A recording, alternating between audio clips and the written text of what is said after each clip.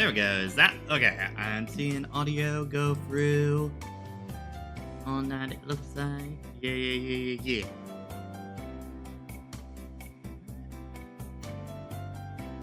Yes. Okay. Good. Okay. So, hi guys. Yes, I know I'm about like 10 minutes late. Starting on to this. Admittingly, I had a plan. It was gonna start at 6 o'clock.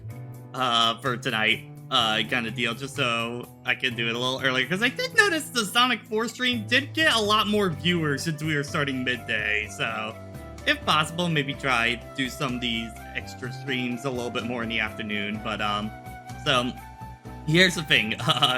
Yesterday, when I was picking up a prescription from Walgreens on that, it was like I was due for a flu shot, a tetanus shot, and a COVID shot. And my dumbass decided to do all three onto that, like the tetanus and flu shot in like the left arm and the COVID shot in the right arm for that. And I think if a lot of you remember from your COVID shots, that you are just kind of wiped out the day after onto that because it feels like you ironically have the flu at that point. And yeah, that's definitely what happened to me. Didn't get a whole lot of sleep last night, and took a nap this afternoon just to kind of help myself, and then I woke up. Oh, it's 30 minutes till stream for my original 6 o'clock time, so I need to go grab dinner, get everything all set, and yeah, so that's why I'm doing much better now at this point. I think most of it is out of my system now, but yeah, so what we are doing tonight is a little thing I kind of wanted to do after seeing a few people on YouTube do kind of a similar thing where just people anonymously send in their hot takes and then I react to them. And it's mostly just as a point of discussion, as like a jumping off point. Kind of similar to what we did with the Smash Bros. Thing not too long ago. So I kind of wanted to do something a little similar. So throughout this week, I've had people submit their hot takes beyond games, movies, TV, favorites, or musicals, maybe. So we have about 25 of those right now. If you guys at all want to add in more, here's the link to that. They are all anonymous. I literally cannot tell who sent these in at all. So, you know, the shame if it's a bad take is only for you. It's only for you. So basically, I'm gonna kind of go through these and basically say, do I agree? Do I disagree? But see where you're coming from. Just flat out disagree that it's a cold take, or is it just bait onto it for that? So, we can do it from there. Okay. Let me see. Onto here, individual. Yeah. Okay. I think that should be good. Onto this, I am having a local drop in my mouth to help with my throat. Okay.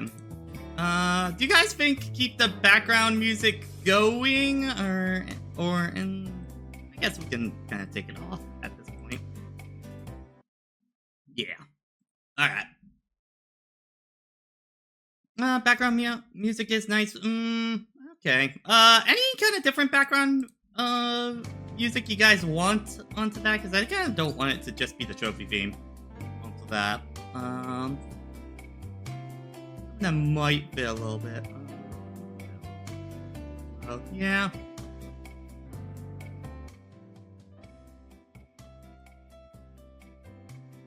Any suggestions you guys got? Yeah, onto that. I think that might get hit by copyright super hard of his world. Also, oh my gosh, that's gonna be repetitive because the acoustic version of his world is like only like a minute long. Onto that. Yeah. Yeah, we can do the regular Kid Icarus one, I think, onto that.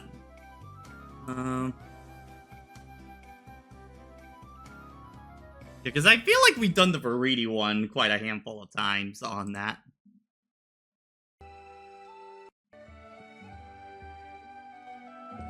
Okay. Yeah. Still running. I don't know if Tales of Music is hit by copyright onto that. Admittedly, Prankster, the problem is I know with 14 music onto that is that they come after you if you do not have gameplay going on with music at the same time for that. So, man, if I could, I would onto that, man. Okay, so I think we're ready to get this started at this point. Audio looks low onto that for YouTube, so I think we're good. Okay. So let's get this thing started onto this. Okay. So right now we have 25. Again, if you guys want to add in more takes, go on ahead, add them into here. I'm just gonna go until we have none left on this. So yeah. All right. I'm gonna zoom in on this a little bit more to make it easier to see us. I'm gonna add a little filter onto the left-hand side. Give me a sec. Yeah, that should be good. Okay. So, Crash Raffle Cortex is a better game than Twinsanity. Twinsanity is not a bad game by any means, but while it's got great humor and a lot of great ideas going for it, I'm just not a fan of how Crash feels in the game. He feels too stiff, and I don't feel the level design really complements that sort of movement. Not to mention, I just don't like the level design that much. Like, especially the platforming and the iceberg lag, my gosh, it gets really bad. Oh, and don't even get me started on that slide jump. Absolutely hated what they did to it. With something like Raffle Cortex, sure, the game's got a lot of vehicle sections and some are pretty bad like the submarine, but I much prefer how Crash feels in that game. I'd rather play a Crash that's more floaty in movement in Raffle Cortex than the controls he had in Twinsanity. Plus, the level design in Raffle Cortex is pretty solid. Like, aside from the submarine stages, which are atrocious, I don't feel like any the level design Raffle Cortex gets that bad. Plus, the game is streamlined with gem collecting quite a bit. Again, I'm not saying Twinsanity is a bad game. It's a fine choice, but I'd rather play Raffle Cortex any day over to it. Yeah, I can't agree with this take onto that, because here's kind of the big crux of why I say that. Yeah, I do think maybe Crash does feel a little bit better in the Raffle Cortex, and some of the platforming does get a little tight onto it. I don't actually hate Crash's slide in Twinsanity. I think it's actually pretty alright onto it. But I think the biggest problem is that, yes, Crash does feel better, but it kind of means nothing in a game where there are hardly any regular platforming levels. Like, 70% of the Raffle Cortex levels are all gimmick stages onto it that involve like a vehicle of some kind or anything like that. So that's kind of the problem. It doesn't really matter when you don't get to play as Crash normally most of the game onto that. And those gimmick levels are really bad onto that. I do also have a soft spot for Twinsanity as well. It was definitely the Crash game I played the most, I think. So I just don't agree onto that. I would like to have Crash be, you know, more of playing as actual Crash. I think there might be more of an argument onto it. So I think I just disagree onto that. But you do you onto that. So character controls are only as good as the level design. Yeah, I mean, like, Crash controls well, but it kind of doesn't mean much when that Crash you don't get to play much, and the vehicle levels, like the aforementioned submarine, are really bad, and most of the vehicle levels as well, because you still have to collect everything, and you can't go back at all with them, so, yeah. Alright, let's see. Kingdom Hearts' overall story isn't as complicated as people say. It's a lot to take in, but much of it follows a path. Playing the games or reading about it online can help immensely, but people either don't want to or won't because it's easier to blame Nomura and rip it apart without even trying to understand it. Honestly, I agree. I agree with this take a lot onto it. I really don't, as much as we make fun of KH a lot onto it, KH is really not that complicated. As long as you play everything in order, it's really not onto it. Like, here's the thing, Caliber Knight. You say it's a cold take, but honestly, it still feels like people still keep saying it all the time, so I don't think it's as cold as you might think onto that for it. Because, I mean, here's the thing. I feel like KH is very, like, character-driven and very, like, feel vibe sort of storytelling. And what I mean by that is, You may not understand exactly what they mean in the moment of what they're talking about, but you get the general idea onto it. I think KH2 is probably the most prevalent in regards to that. Yes, Jason, I absolutely agree. I keep saying it all the time that, honestly, trying to explain KH out loud makes it sound 10 times more complicated than it actually is onto that. So I think as long as you play the games in order, you're really fine onto that. I think it's the collections really simplify it at this point. So, you know, it literally just tells you the order to go in onto them, except for 358's a little weird onto that because they tell you to play it before too onto that. But, you know, I think it's fine. I think it's only when KH starts to get very logic defined kind of deal where it tries to actually pinpoint mechanics in how worlds work that things start to kind of get very confusing at that point. Dream Drop probably being the most blatant example of it.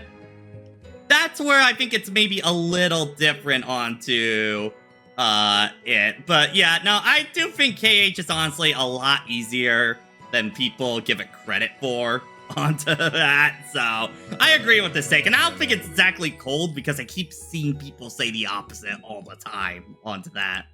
I think it might be a little bit more of people not trying to get into the series onto that and just kind of want someone to blame. But, you know, onto that. Yeah.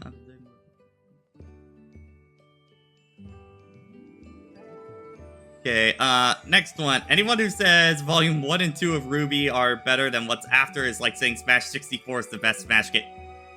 Okay, why'd you drag Smash 64 into this? What does that have to do with anything in this argument right now? Okay, I mean, I guess in terms of that part onto it, I'd say Smash 64 is... I'd still say Smash 64 is probably like the middle of the pack for me. Like, I think it goes like Ultimate, Melee, 64... for Brawl for me in terms of like my rankings of the Smash games onto that. For this, yeah, Jason, I think you're the most qualified for this take onto it if you're writing your response now. I mean, I will admit onto that for my time with Ruby onto it. I think Volume 1 isn't exactly great, but it is a first season, so you know, I'm willing to be way more lenient onto this. For it, I just think Volume 2 is bad across the board. I just think Volume 2 is a book where nothing happens onto it. And Volume 3 is good. I think Volume 3 kind of goes too fast on it, for it. Like, it's kind of a mile a minute, and it doesn't get ever a chance to breathe into it. I'm actually one of those people, I actually really like Volume 4 because it took a chance to slow the hell down onto it. Yeah, so I guess it might be because I came into Ruby much later onto that. I mean, Ruby's quality definitely goes very up and down onto it. But I guess I just don't hold the first 3 seasons as high as other people, because I think there is stuff to like overall later into it. So I guess this take is kind of in the middle onto it. This is a weird one onto it. I don't know why they dragged Smash 64 into that. I don't know. So I guess this is a kind of one for me onto it. I don't know. How do you guys feel? If you guys were in the Ruby, what do you guys think onto that? Who is saying Volume 1 and 2 are better than everything?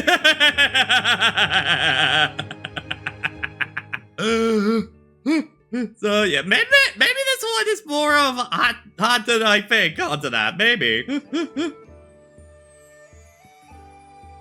Okay, next one. I don't think the Zelda series would have reached the popularity and sales heights of Breath of the Wild and Tears of the Kingdom if they strayed from the 3D formula for the Switch era. Sorry, traditional 3D Zelda fans. Skyward Sword HD would have been a good opportunity for traditional 3D fans, but it barely sold better than the original Wii version. I love traditional 3D Zelda as much as the next person, but going open world and using the roots of the original Zelda game was the right call for the Nintendo Switch and for the franchise. I do agree onto this. I've said a few times ever since Twilight Princess and Skyward Sword.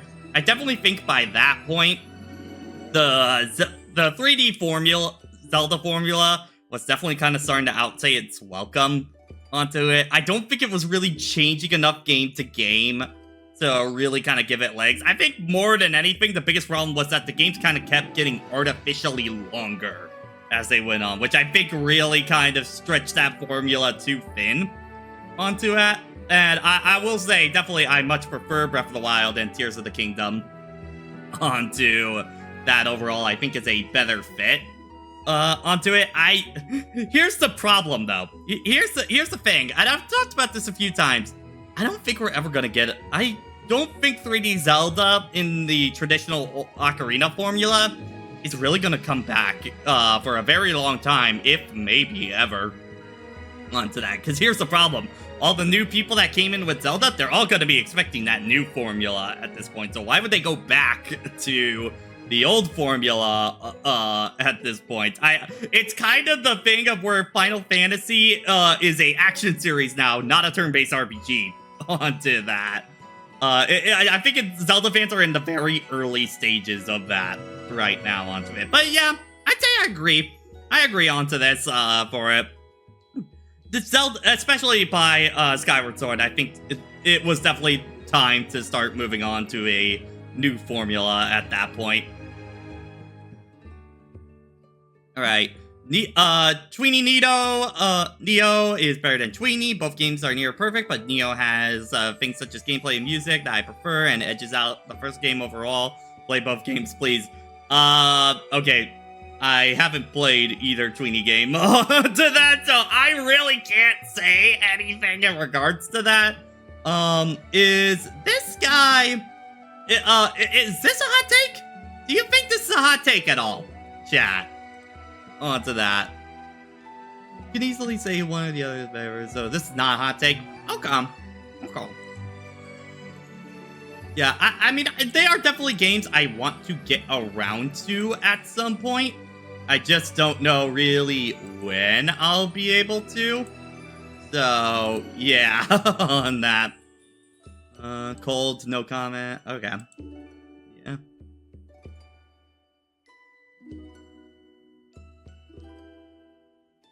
Okay. Then we can move on to the next one at this point. I'm not sure if there's a pathway for fighting game genre to grow in terms of audience and sales. 2XKO looks like an opportunity to tap into the League audience, but I'm not sure the potential is. Okay, yeah, no, I straight up disagree on this one. I feel like fighting games are honestly more popular now than they ever have been onto it, and have been growing a wider audience, especially since rollback has become more of a bigger thing. People are actually playing, fighting games much more because they aren't getting frustrated by the online. And I can point to two exact examples of why why I do not agree with this. Dragon Ball FighterZ blew the fuck up and sold a ridiculous amount of units onto that because of the IP it was attached to, and because it's arguably the best Dragon Ball game onto that. And two, onto that, the other one I would really point to is Guilty Gear Strive. Guilty Gear was a series that really was not known much at all onto that. Strive came out, and because it ran good online and was able to simplify the gameplay down for a lot of people, it drew in a massive audience at that point, and now it's become one of the most popular fighting games of all time, especially through other inclusions of stuff like Bridget, which I think Bridget maybe unintentionally became one of the biggest vocal parts of the game for that, in terms of like people learned about the game because of Bridget onto that.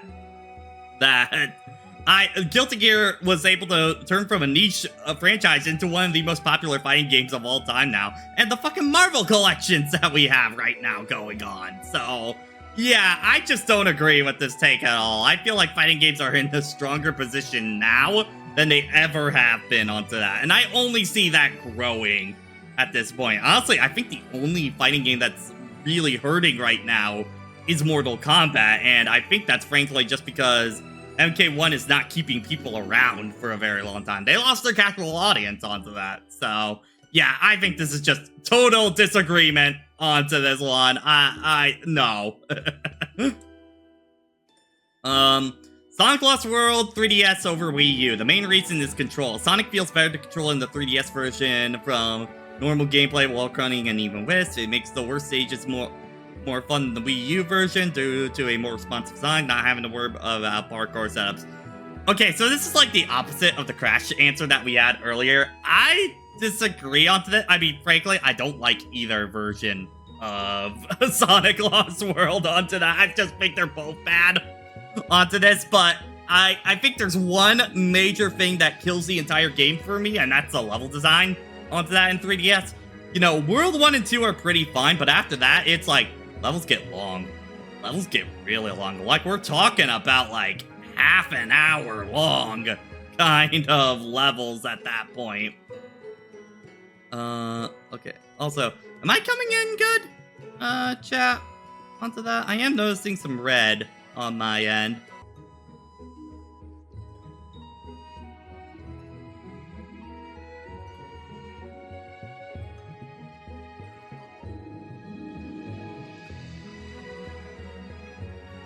Okay, I'm seeing green again. I think we might be back.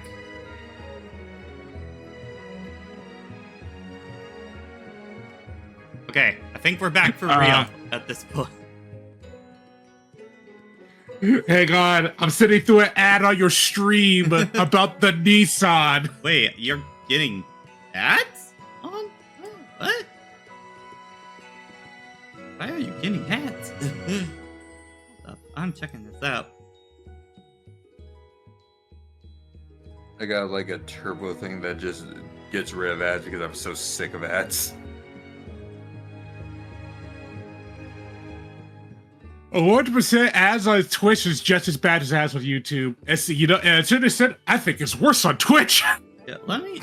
I think it's worse on Twitch. I'm kind of confused why you're getting ads. I don't feel like ads should be on. Monetization ads. Yeah, ads are not. Oh, what the fuck? That's weird. I don't have ads on, so why is it doing that? Maybe According to Twitch, it's like, oh, have ads. Okay, for verification chat, or for verification, you see this right here? It says ads off onto that, so I don't know why it would be giving Jason an ad onto that. So if there are, blame Twitch onto that. That's not my fault onto that. You can see it right Not there. on our end. Okay, but I'll get the screen share up for you guys.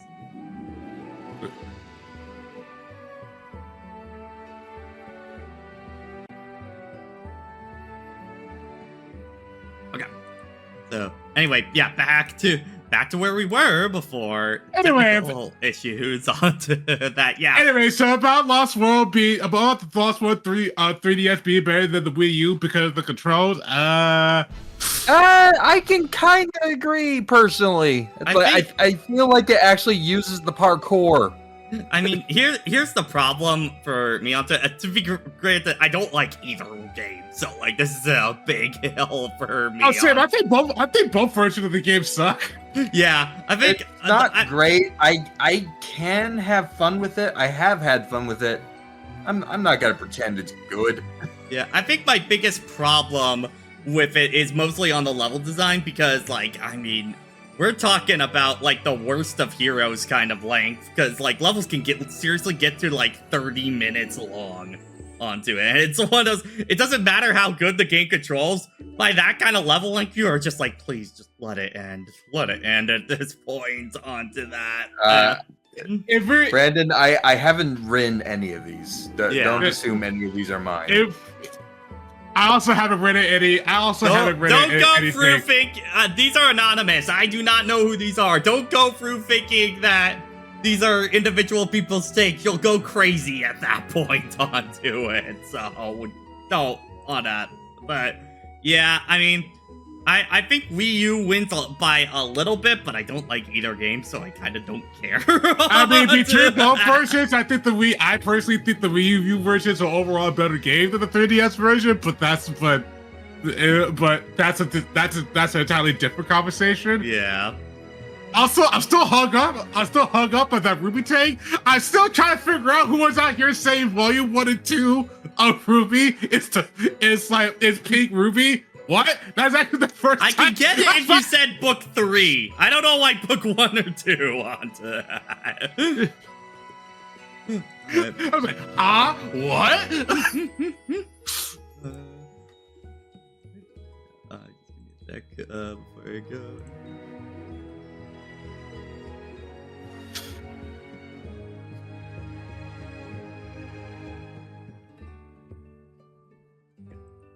So next one we have on here. I like the latest patch for DBZF. It actually makes a choice of when to use Spark Difficult, as you need to make your anchor fucking insane with Spark with special cancels, or do you use it defensively. Plus, it makes combos look much cooler. Okay, admittingly, we're a little early into it, so I can't quite say for sure. I feel like I agree right now, because like that, there's kind of two main issues that this patch is definitely addressing. Is one, the game speed, because honestly, Dragon Ball is kind of notorious for matches going on forever. Onto that, it's the whole reason why we don't have top 8 to Evo anymore instead of top 6s now onto it, is because Dragon Ball matches take way too long onto that. And then 2, I think also to address the fact that a lot of characters in Dragon Ball do feel very similar onto that, with only just minor differences onto it. So this is definitely trying to make everybody feel a bit more unique in that regard. So I want to say I agree, but this patch is very early, so we still don't know the ramifications of it. I have seen both sides of the argument for this patch, and I feel like whatever side you land on with this patch, I think it comes down to a feeling thing, because the reasons that people hate this patch is the reason why I like this patch. It's like very taste dependent. Yeah. Because this does give a lot of characters a lot of touch of death. all they need is one hit, and then you're dead. Personally, I hate touch of death in concept. To be fair, like, that sparking will only last about the length of like one character onto that, so it's just more of you get a guaranteed character dead at that point onto it, if it's like a level 3 one. So you still have to go through 2 other characters at that point. Yeah, that shit has always felt bad to me, like especially in like Marvel 3. That being said, some characters' touch of death are way better than others. Yeah. So. Like for example, Vegeta's touch of death looks really, really cool. Goku, Super Saiyan Goku's touch of death is like, that's basic. Loops. It's loops. Kamehameha. Loops, yeah. And level 1 until level 3. Yeah. So, like, I think this is just one, again, we kind of gotta wait and see onto this one to see the ramifications, just because this is such a big patch that I gotta see more tournaments using it before I really can definitively say how I feel on that. Also, I know with a patch like this, like, how people feel, honestly, how people feel about it also depends on like what kind of player you are. Because I think you get a lot more out of this patch if you're on the higher end of competitive in fighters. Yeah. In mid-range fighters, I don't know. They could be able to pull out some of the cool stuff, but I don't think they'll be able to benefit the same way. So like the same way as like top level Vegeta players. Yeah. I'm gonna. I know when the VOD version of this comes out, I'm gonna have to edit these together like crazy onto that. So. Yeah, the editing's gonna be insane. Oh well, but I said he had to get something done by tonight, so that's why he left. Just letting you know. All right. But okay. Anyway, continuing where we left off onto this one. So yeah, I only played the Final Frontier when the DLC first came out, so pre-launch onto that, and it's. And I feel like all this does is highlight every issue about Frontiers on a silver platter for it. I feel like the 3 extra characters, while they have some interesting stuff, the problem is that, I feel like because of the level design, it only emphasizes how much that that's kind of exploring with them really doesn't matter onto that, because they can't do any combat onto that, because they're gonna get their asses kicked on that because they're level 1 onto that. A lot of the level design is just kind of empty vastas that they're gonna be traveling through on that. And when you get to Sonic, my god, like the every tower climb is ass onto it to get up to there. And I mean, do we even need to mention the boss gauntlet onto that? That especially, in a way, kind of valid, puts every issue I've had with the boss fights on full blast. People thought I was crazy talking about how the Sonic Frontiers fights were frankly terrible. And then that DLC came out, and I won't lie, I felt a little validated from that, because all the issues were all that being said,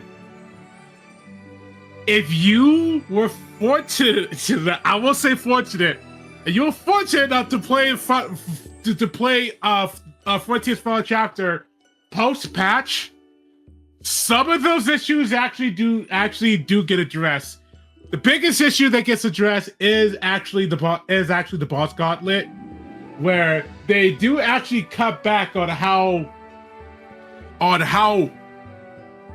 frustrating hard it is by actually making the ring. They made the ring count a little more reasonable, and they also made the timing of the parry more reasonable. But you still gotta go through the sequence of actually getting to the fight every time you fail onto that, which is also one. And Wyvern still sucks. It's like still one of the worst Sonic bosses they've ever done onto that. Yeah, Wyvern still sucks. Wyvern still sucks. Wyvern still sucks. And I mean, like, the whole big reward of the final boss, it sure is a Sonic Frontiers boss fight that has all the same problems as all the rest of them onto that. I'm still stand by, the only fight I enjoyed in the entire game was unironically Ikaruga. That was unironically the only fight I enjoyed in the whole game for that. So, yeah. I just don't like the final campaign of Sonic Frontiers onto that. I'd much rather just play the base game onto that. And if anything, it just kind of makes me now re-worried for what Sonic in this formula will be onto that, unfortunately. Yeah, I'd have to replay it to fully decide. I do like the cyberspace stages. I do think the DLC has like the best cyberspace levels though. I do like those a lot. Yeah. I mean, which also kind of emphasizes the problem that you don't need to do any of the cyberspace levels in the DLC to continue on. So. I was saying this to Warbot while you were fixing your internet. The Final Frontier or Final Horizon, whatever it's called, I forget what the actual name of the DLC is called. It has the Ubisoft open world problem. If you don't know what I mean by that, is that Ubisoft tend to have this habit of putting a lot of collectibles in the open world where only 20% of it actually matters. The other 80% is just there to be collected. Mm-hmm. Yeah, so, okay, I think for the sake of stream living, let's move on from a Sonic take. Okay,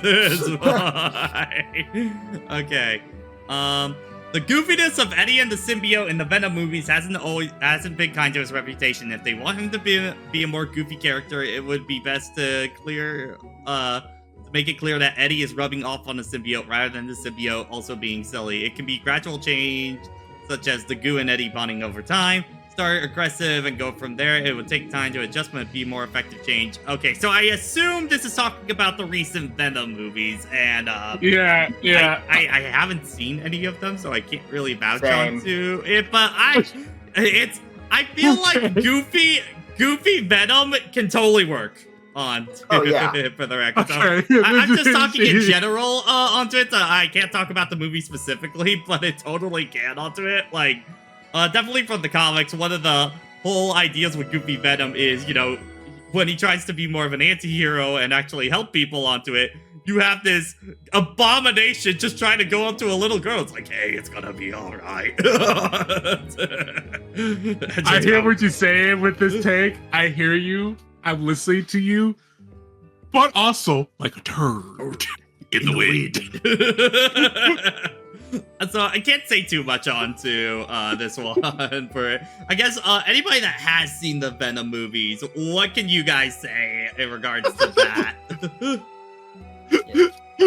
I don't care if that was on purpose. That's it. One guy I follow who does superhero skits, he did a whole bit where Eddie's trying to get ready for like a date or something, and Venom's acting as clothing, and he forms a black fedora, and Eddie tries to take it off, but because it's part of Venom's not laying him. Yeah. Okay. So yeah, I can't really say too much on to that. So we're gonna move on at that point.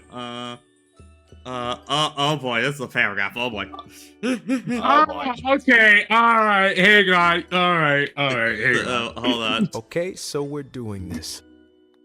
Shonen often gets a bad rap for being baby's first anime manga, or even being put down compared to seeing. And yet shonen anime/manga ironically being some of the most understood and misrepresented for years, even decades, due to people somehow missing, straight up forgetting key facts, or it's outright mixing up fan theories with fan fiction with canon, whether it be Dragon Ball fans attributing characteristics of Dragon Ball Abridged to the actual show, or JoJo fans being forgetful and say that the author himself forget what he wrote, or people literally not understanding the problems with the big three even are. It's just a mess. Point is, shonen is a lot better than people get credit for. I think what you're saying at the general thing is you're annoyed that shonen went public, went mainstream onto it. I think that's what you're actually talking about onto this. Yeah, because a lot of these complaints are things that happen in almost any fandom ever. Yeah, onto that. I think you're just complaining that it went mainstream at that point. I think that's what you're actually talking about in this take. It's one of those things I do understand where you're coming from, because I do think that some people do dunk on shonen a bit much, but also at the same time, there's a reason that shonen in the anime space is obviously the most popular one, because guess what?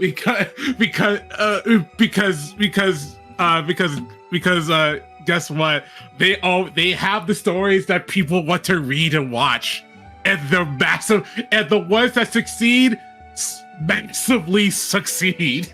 I guess if to give this take a little bit, I do feel like with a lot of shonen, and I think I've seen this take before, of where I feel like nowadays shonen definitely people act to it like it's the NBA kind of deal, of like they have their one champion that they're gonna root for, and everybody else is trash on that. Only that one gets succeed onto that.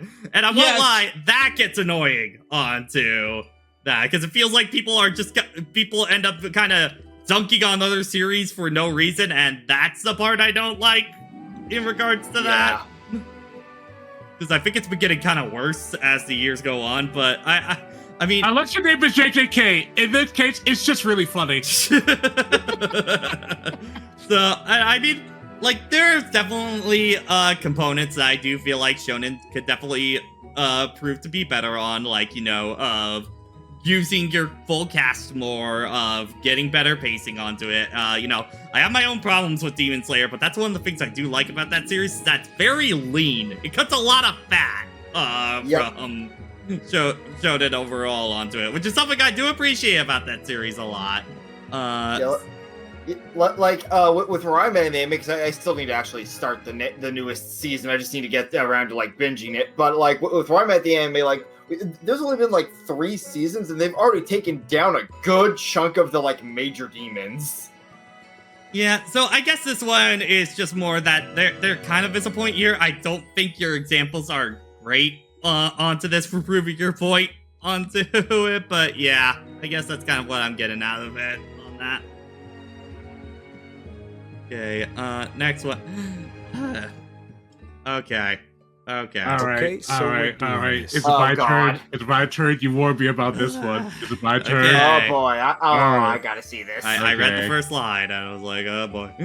Ruby is the Okay, here we definition go. of a 5 out of 10 show. It's not offensively bad, other than the episode 12 of Volume 7 and a few other episodes here and there. But for everything it does one or two things wrong. The soundtrack's good, but you can barely understand the lyrics for the fighting and talking, which sucks because the lyrics often have more detail than the actual story. The main characters are nice at first, but lose their charm over time and pretty much never get it back. The villains are either bland or genuinely stupid, and the ones that aren't are gone with no chance of coming back. A gigantic disappointment overall. Okay, I Okay, got no, hold on a minute. I need to ask, who went into the back part of the freezer to grab this this frozen ass white bread tank? Yeah, this is not a hot take. This is the anymore. coldest take of all time. It's a cold take by definition of I've heard this take so many times. This is by so literally many the first different thing you'll YouTube always hear channels. about Ruby onto like all the time. Okay, I guess dissecting this. I mean, for the first part, I do think Ruby's kind of biggest overall problem, I think, is consistency.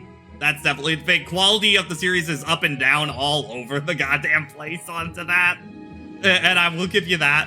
For the soundtrack one, I do agree, honestly. This has been actually one of my bigger complaints about Ruby. I always feel like the soundtrack implementation has been a little weak onto it, because the songs are so good, but it feels like the show never gets the chance to really let the songs actually shine in the show itself onto that, unfortunately. For that, that's why people really like. That's why people really want the soundtracks all the time to come out, because like the soundtracks are really good and you can't quite. This has been an issue. This has been an issue actually since Volume 1, and Yeah. I'm gonna point out a prime example. Red Like Roses Part 2. It's a fantastic song, but if you go back and go to the part where it specifically plays, you see what's on screen, you hear the lyrics, and you just go, what do these two things have to do with each other? Yeah. I think Volume fucking love 8 Part 2, but jeez. I think Volume 8 got a little bit better with it overall onto it. It still is an issue, but I don't think it was as big of an issue into that. Main characters are nice at first, but lose charm over time. Okay, so, I mean, from the main four, I think Blake has just been kind of problematic since day one onto that they've had no idea where to go with that character to begin I with. can tell you one thing, but you don't want to be here for ever. Yang is definitely one that I can kind of see onto that. I'm in the camp of, I like the fact that Yang was kind of brought down a peg at the end of Book 3 and beginning of Volume 4, because I do think Yang was a little hyped up a little too much onto it, so I like them taking a peg down. The problem is just Yang has had nothing to do post that, which has kind of hurt her overall. Weiss, I think, is the one people unanimously agree has been handled the best onto that. Like, and to be fair, Weiss's arc is kind of done at this point onto it. She was kind of focused big for like the middle seasons of the show, so I think As of Volume 7 and 8, her arc is over. yeah.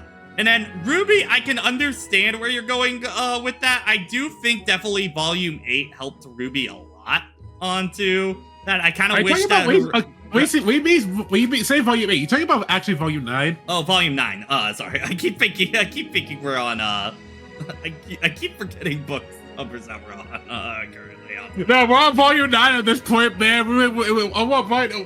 Every single day, we sit over here praying for that Volume 10. Yeah.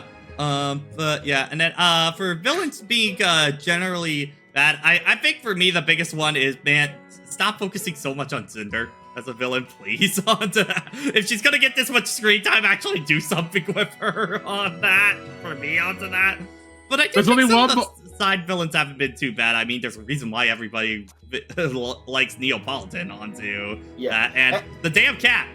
The damn cat from Volume 9 on It's the best villain. It's the best villain we had. Also, on other members of Salem's crew, I still really like Watts with like what he represents, and also just him actively trying to take Cinder down a peg. Oh yeah, no, Watts is all right. So next to the cat, Watts is also the best. It's like Watts before the cat, Watts I think was actually the best villain of Ruby. Then the cat happened. Because Watchmen's just straight to the point, and also extremely petty. And he has that one really good scene with Cinder. Yeah, where he just calls her stupid and cringe. While she's holding him over the side of a building, by the way. He's just like, all right, you want to kill me? Fine. I'll tell you just straight to your face everything wrong with you. So I guess you're what cringe, this take Cinder. is like, You're cringe. the take itself is like, you know, the stuff that you describe isn't inherently wrong onto it. I do think it's a little harsh for a 5 out of 10 show, and I feel like with this, I get the feeling you weren't that invested to begin with, judging by the writing of how this is done onto it. But Ruby is definitely a everywhere kind of show. But I think Volume 9, the knock on wood onto it kind of deal. I think it's been my favorite season of the show onto it, and I feel like they're on the right direction for recognizing what worked and what didn't onto it. So I would like to think that the show will be able to find more stability at this point, especially since it now at this point is in the hands of Rooster Teeth. So maybe at this point, those little Ruby Beyond things they put out as Rooster Teeth was closing down to act as a bridge between Volume 9 and hopefully Volume 10, made for a nice little epilogue to Volume 9. I like to think things except will for get one better. piece of information, that makes you go, man, everyone who was hoping for Glim to go first and go back. So yeah, I guess this feels a little. I guess my take is I feel like this one is kind of true, but I think a little too mean-spirited onto this one onto it. His take is not wrong, but I've heard it too many times that it's not a hot take anymore. That's also the part of it, is that I've heard this exact saying so many times onto that. It's kind of one ear out of the other for me at this point onto that. I feel like Ruby's a much better show when you don't have people yelling in your ear that it sucks, you know? Yep. There's a reason I ignore most of Ruby on YouTube. There's why I tend to not bring it up on streams and stuff like that a lot of the time. I like watching the show with my friends and keep it at that a lot of the time. I am fine with retweeting art. That being said, there is actual one piece of Ruby content on YouTube that I actually do. I actually recommend. So there is you watch Ruby. We all don't like Volume 5. Everyone kind of agrees that Volume 5 was probably the worst. That being said, there is a fan recut on YouTube called Volume 5 Redux. And if you were a big fan of Volume 5, like most people were, I do actually recommend you go. Recommend you go and check that out. They re-edit some of the scene orders to try to keep things more chronological order. They actually they recolor actually a lot of the scenes to make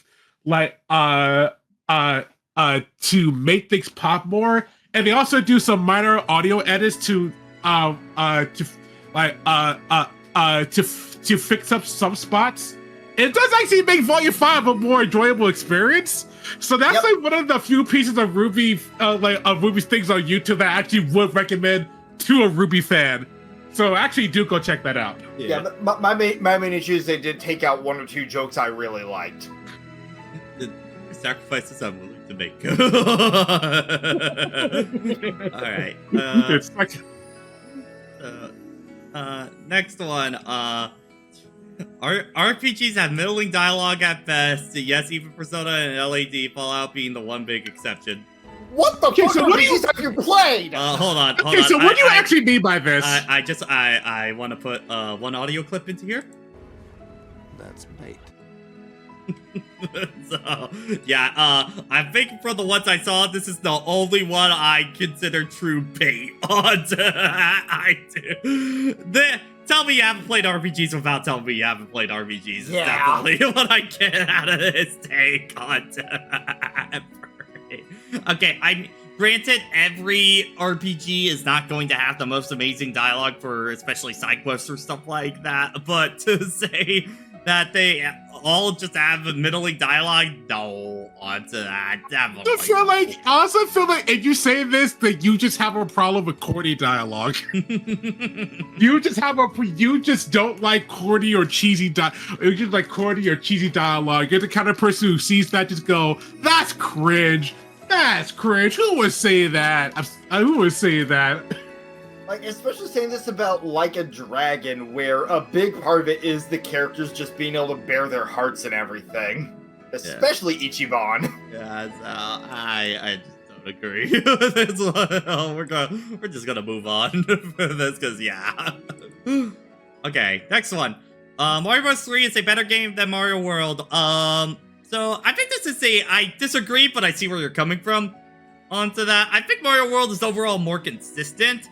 But Mario 3 definitely is still very good onto it. And I can see if you really like the power-ups and stuff like that, why you would like Mario 3 more. I think, for me, the one thing holding it back from World is it's kind of all over the place difficulty onto that, as well as I think 3 gets a little too gimmick-heavy at times onto it for my liking. Onto that, well, I think World is very consistent, but yeah, I could still see why Mario 3 would be someone's favorite on that. Yeah, I see this take, and all I could think about, it was an old College Humor video where Bowser just starts to berate Mario for using the warp whistle to get to the castle so fast. Did he really skip this world? It's just like, but I'm sure there were some annoying water levels along the way. Those aren't so bad once you use the frog suit. Yeah, matter of fact, I think Luigi just got him up right now. But actually, glad he gets to use the frog suit.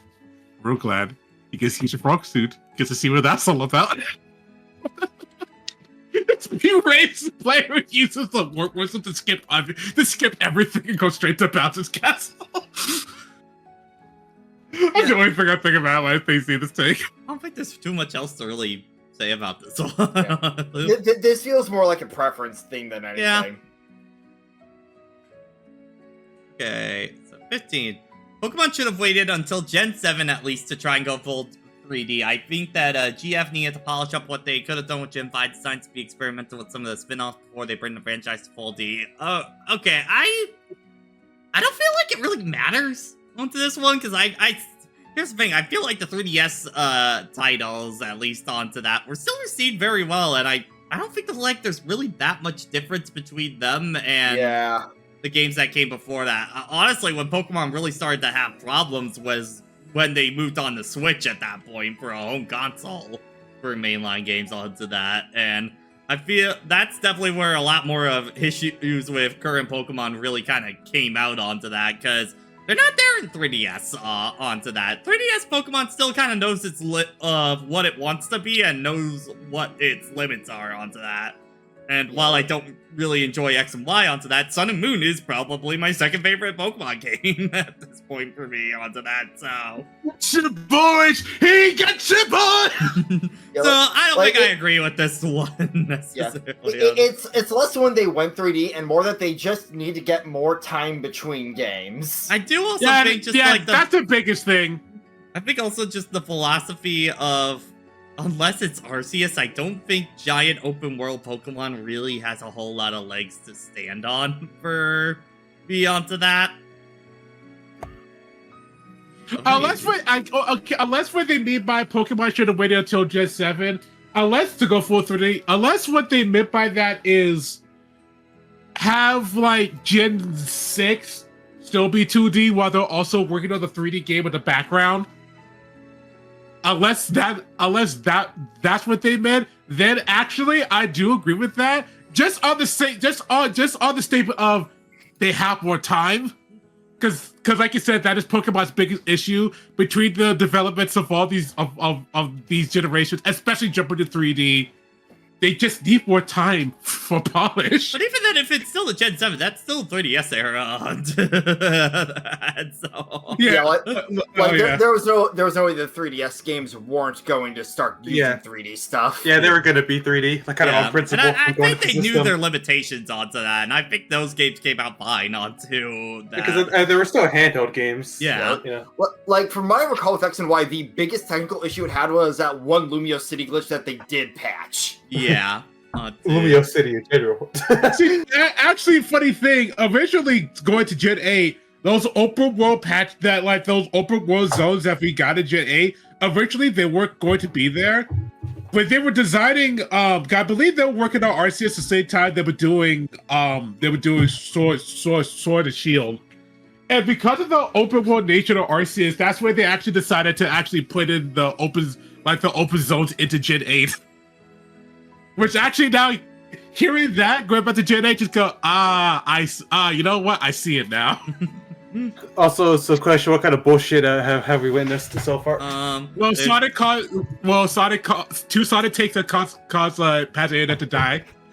Oh, Lamau. Cold ass freezer takes on Ruby onto that. The classic Ruby critic takes. And then a few others just there one true bait one, which was the last one that we had onto that. What was the last one? The last one was like RPGs have middling dialogue except for Fallout onto. That's pretty funny. Alright, okay. I think we're ready to move on to the next one. Oh Jesus! Oh, that thing. Oh boy. Oh, okay. For fighting games, smaller rosters with more modes and a good story mode is infinitely better than huge rosters. My best example of this, Smash Bros. Brawl in Ultimate. While Brawl is technically worse in every way, the single-player content, mainly Subspace, had me kept returning more than Ultimate, mainly because I don't play multiplayer that often. Ultimate Worlds of Light really doesn't capture the adventure modes. It's the regular matches with tweaked abilities. Another example is Street Fighter 6 with roster size, smaller roster size in 4, almost every character in 6 is fleshed out and fluent to use. This could be because the developers have less characters to work on. They can spend more time to make them work better. World Tour is also a fun single-player mode that returns to since DLC characters are added. Well, expanding what moves or create characters can do. 4 really just has an arcade mode player gameplay. Okay, so here's the problem. I don't feel like it's necessarily a slider of like, you know, more characters, more single-player content or anything like that. I don't think that's like a slider kind of thing that's being said onto here. Also, I think there's kind of big difference between like platform fighters and, you know, regular fighting games onto that. Yeah. I think it's just more design better single-player content, honestly, onto that for it. It's the reason. Okay, so you right there, you who wrote this take, you are the reason that Street Fighter 6 is the way it is, and I mean that in good. I mean that in a good way. A lot of things that they made in Street Fighter 6 were designed specifically because they were also going after the casual audience, which is why there's an actual campaign world tour mode in the game, because if there's one thing that Mortal Kombat has definitely proven is that people who only play fighting games with their friends also need a reason to still pick up the game. Mm-hmm. So, you know, single player content. I do think I am glad that we are getting various different kinds of single player content and not everybody just trying to do a NRS story mode onto that, because that was definitely rough onto that. Remember when Street Fighter 5 did it? God. I will say, so it's a little awkward of using Subspace as the example because I just despise Subspace as a mode. I'm sorry. I feel like Subspace is only carried by its cutscenes. Its actual gameplay is ass that I never want to replay ever again. Subspace gameplay is very middling beat 'em up light. Yeah. It's a mediocre beat 'em up. I feel like I like World of Light just by a little bit more, but it's really not by much. Honestly, for me, still the best single player mode goes to Melee onto that, because I think it is the triple threat of classic mode is really fun onto it, adventure mode is great. I don't need a giant single player mode for Smash Brothers. Just a little kind of advanced arcade run like the Melee's adventure mode, I think is totally fine onto that. And then event mode is there to work through as you go on onto that. I feel like a lot of the time the focus on a grand single player mode honestly kind of harms a lot of other stuff, because like going for the Smash games onto that, I think 64 is fine for what it is onto its single player mode. Melee is definitely still the best single player overall onto that.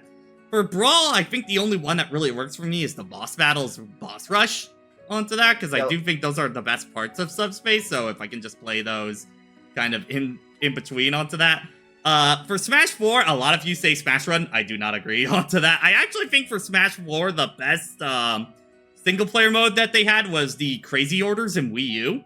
Oh, yeah, those are fun. Onto it, I think that's easily the best single player option in that game onto that. And then I think Smash Ultimate's classic mode is on the right idea, because I like them being tailor-made for each character. I just kind of wish there was a bit more to break it up, like some break the targets or board the platforms kind of stuff into that. Yeah, only having the one minigame did hurt those. Yeah, I actually think, weirdly enough, DLC Spirits, I think, is on the right track, because while Spirits in general in Ultimate I don't think are great, I think because they're a lot more focused with the DLC characters onto that I think they were able to be a lot more fun onto that, of like, you know, trying to interpret different characters into Smash, because I feel like a lot of people have done that in the past kind of deal onto that. So I like that. If they can incorporate that more into classic mode, I think I think that works. But yeah, I don't think there's necessarily a correlation between roster size and quality of single player content. I think just make better single player content. The one thing I really wish Ultimate had is an actual boss rush mode outside of Sephiroth's classic mode. Yes, I agree on to that. Also, screen share maybe? Yep, send that up. Hey guys, welcome back. Okay, so for the YouTube crowd onto this, hi, hello. Things look different onto this. So when we initially did this stream, my entire area was having internet issues out the ass onto it.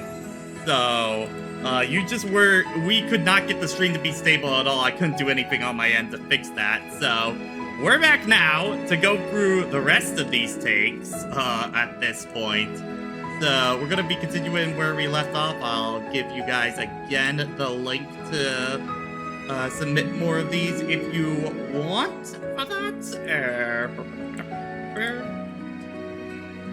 Oh, hey, Ryan. Hey. Heyo. Alright. Oh, and Ryan's joining us this time. Yeah. First off, chat, let me know if that is good, if I need to lower audio at all for YouTube onto it. I feel like I do. But we're gonna lower that a little bit more. Okay. So yeah, we're just gonna, I think this was the take we left on last time. If not, we could just make this the beginning again. So yeah, it's a refresh on this one. For fighting games, smaller rosters with more modes and a good story mode is infinitely better than huge rosters. My best example is Smash Bros. With Brawl and Ultimate. While Brawl is technically worse in every way, the single player content, and mostly has subspace, has kept me coming back to it more than Ultimate, mainly because I don't play multiplayer that often. Ultimate's World of Light, really feel like an adventure mode since it's just regular matches with tweaks, perks, and abilities. Another example is Street Fighter 6 with having a smaller roster than 4. Almost every character in 6 is fully fleshed out and feel fluent as is. This could be more, since the developers have less characters to work on, they spend more time to make them work better. World Tour is also a fun single-player mode that is fun DLC to return to, since DLC characters are added to make add to it as well, expanding what moves your create character have for, just as arcade mode, single-player gameplay. Admittedly, okay, I don't think this is exact. I can see the logic, but I don't think it's exactly a slider of more characters, better single-player content. I don't feel like it's a slider kind of deal onto that. I definitely remember this from last time, and yeah, no, this like the correlation thing is very. It's sort of like half a like pancakes hate waffles type situation. I mean, admittedly, for me, I'm not sure if I would exactly use this as an example to go on from last time. I really don't like subspace as a mode onto that. And that's why I remember this Yeah. last time. I remember you mentioning Yeah, that. because I honestly, I feel like Subspace is hard carried by its cutscenes. The actual gameplay of Subspace is ass onto that. I think World of Light is just a hair better for me, but they're still not great onto it. Honestly, I still think Melee has the best single-player content out of any Smash game onto that, I think.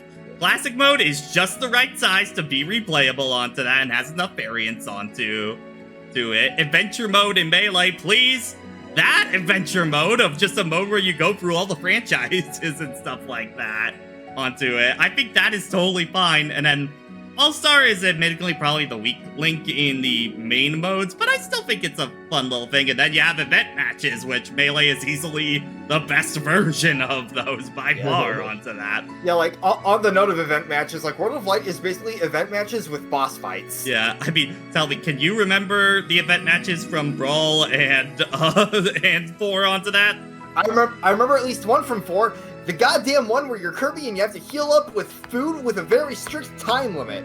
Oh, yeah. Forgot about that one. But, yeah, I guess from Smash onto that, like, Smash 64 just has classic mode, and that's fine. We talked about Melee. For Brawl, honestly, I think a lot of the single player really kind of falters, mostly thanks to Brawl's ridiculous load times, killing any kind of pacing a lot of the modes have onto that. For it to me, I do like boss battles a lot in Brawl onto that. I think that's the best mode in single player content for that. For Smash 4, it's not Smash Run for me. Definitely not that. I actually think the best single player mode in Smash 4 is Crazy Orders from Wii U. Onto that, I think that's a really good challenge mode that I want to see come back at some point. I had a lot onto of fun it. with the Orders modes. I did play a lot of that mode onto it. And then I think Ultimate is in the right direction with its classic mode. I just wish there was like some break the targets or board the platforms to just add a little bit more variety, since I don't think that chase minigame at the end is quite enough onto that. It's still odd to me that we never got board the platforms back. Bring it back. Bring it back. And then,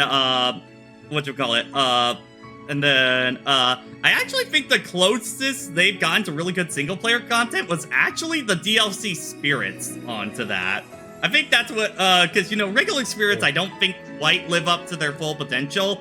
Because I think DLC Spirits are able to be a lot more focused, to be, like, interpreting that character in Smash kind of deal, I think that mode works a lot better with the DLC Spirits in mind for that. So maybe if they incorporate that a little bit more into classic mode onto that, but I guess just in general onto that, fighting games right now I think have a lot of variety in single player, which I like. I don't think there is a surefire one way to do it kind of deal. I'm glad we're past that period where everybody was trying to be an NRS story player mode onto that.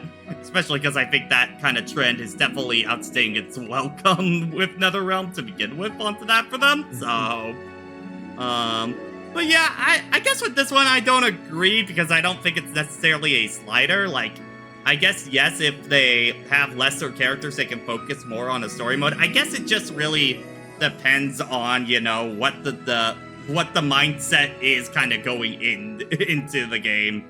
How much of a priority is single player? To be fair, I'm honestly fine with arcade modes if you just give me play through a character, you get a rival battle, and then you get final boss and then ending. I'm honestly fine with that. That's how it worked with me back in the day, to just get my character's story onto that, and I'm fine.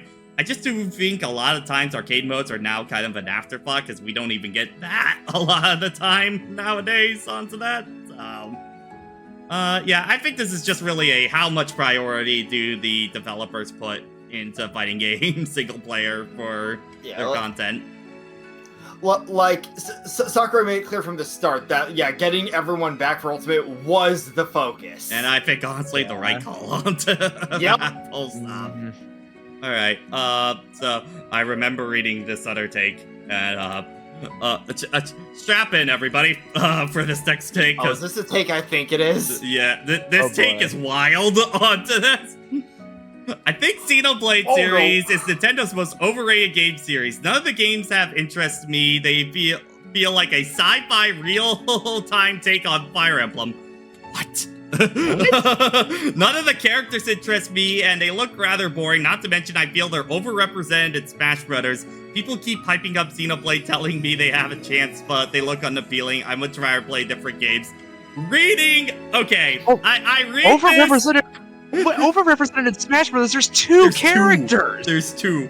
I'm reading this, and I'm seeing in between the I'm seeing in between the lines on this one. I'm sorry, I think you're just a salty bitch your character didn't get in reading this one. That's what I'm getting from this onto it.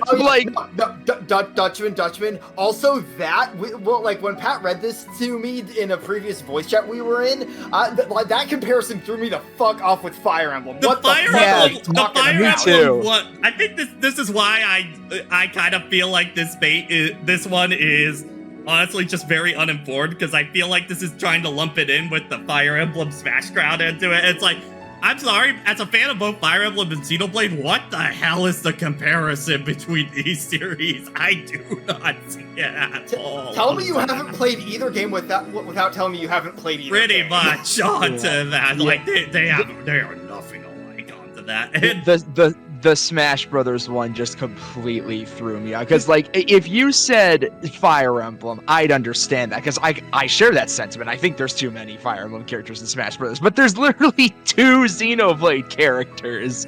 Like, what are you talking about? And not to mention, back when it was just Shulk, we only had one remix, and it was a medley. Yeah. I mean, honestly, with Xenoblade, I kind of want less remixes because they're kind of ass in Smash Brothers. Oh, jeez. Dude, the Xenoblade 2 remixes in Smash are terrible compared to the original ones. Onto that. I mean, honestly, I can get it if Xenoblade is not your jam. It is kind of a weirdly hard series to get into. Onto that, I do think the fact that we have Xenoblade 1 Remastered definitely helps lower the field in, because I don't think 3 is exactly a great starting point, since I think you need to kind of have knowledge of 1 and 2, I think, to get the most out of it. And then 2 is like the least approachable one. It's my favorite one, but oh my god, do not start with 2. The tutorials will lie to you sometimes. Do not. It is such an unbeginner-friendly game onto that. But, I mean, honestly, as a whole, like, I think Xenoblade is easily the best Nintendo RPG series they got going right now. Like, hands down. Probably. It's easily the highest quality one throughout onto it. I don't think any of the games are bad onto that. And, like, I think also Xenoblade 3 did really damn well from what I remember onto that too, sales-wise on that. I just know if you're gonna play, like, I think going through the Xenoblade trilogy is honestly probably the best RPG experience you can have on the platform right now for Switch onto that. And you can play them all on Switch. I mean, I can't say anything for Xenoblade X because I've never played that one onto it, but I don't think you can go wrong with any of the Xenoblade games onto that. Also, just to go off the recommendation thing, if anyone's confused on how Xenoblade works, single-player MMO. That's the mindset. Yeah. And honestly, it's a lot more simple than most MMOs onto that. Also onto that, for the record. Yeah. On that, which is also part of our Xenoblade into 14 pipeline onto that. Yeah, we're not gonna get into that. That did help me get into 14, yes. Yeah. This is just. I don't know. The thing that also. Sorry. Go ahead. No, you go ahead, because I was kind of close. I was just gonna say, you might have mentioned this, and I might not have caught it. But reading the beginning and the end together, I think Xenoblade is Nintendo's most overrated series. People keep hyping up Xenoblade, telling me to give them a chance, but they just look unappealing to me. That reads that you haven't even played them, and you're calling them overrated. Yeah, it's like, okay, there's one thing of like, just like, I don't feel like it would be for me fair saying that they're overrated and you won't give the series a chance. Is definitely. Yeah. I feel like, I don't know if this one's bait. I just feel like this one's incredibly uninformed onto this one, I think, for me. On that, but alright. So are these all in just like a random order, or like in the order that people? I think they're technically in order of when they were submitted, but they are anonymous for it. So I literally cannot tell who sent him what onto it. So. Okay. Yeah. this dude would thrive in the early 2010 countdown days. Yes. Dutchman, you're correct.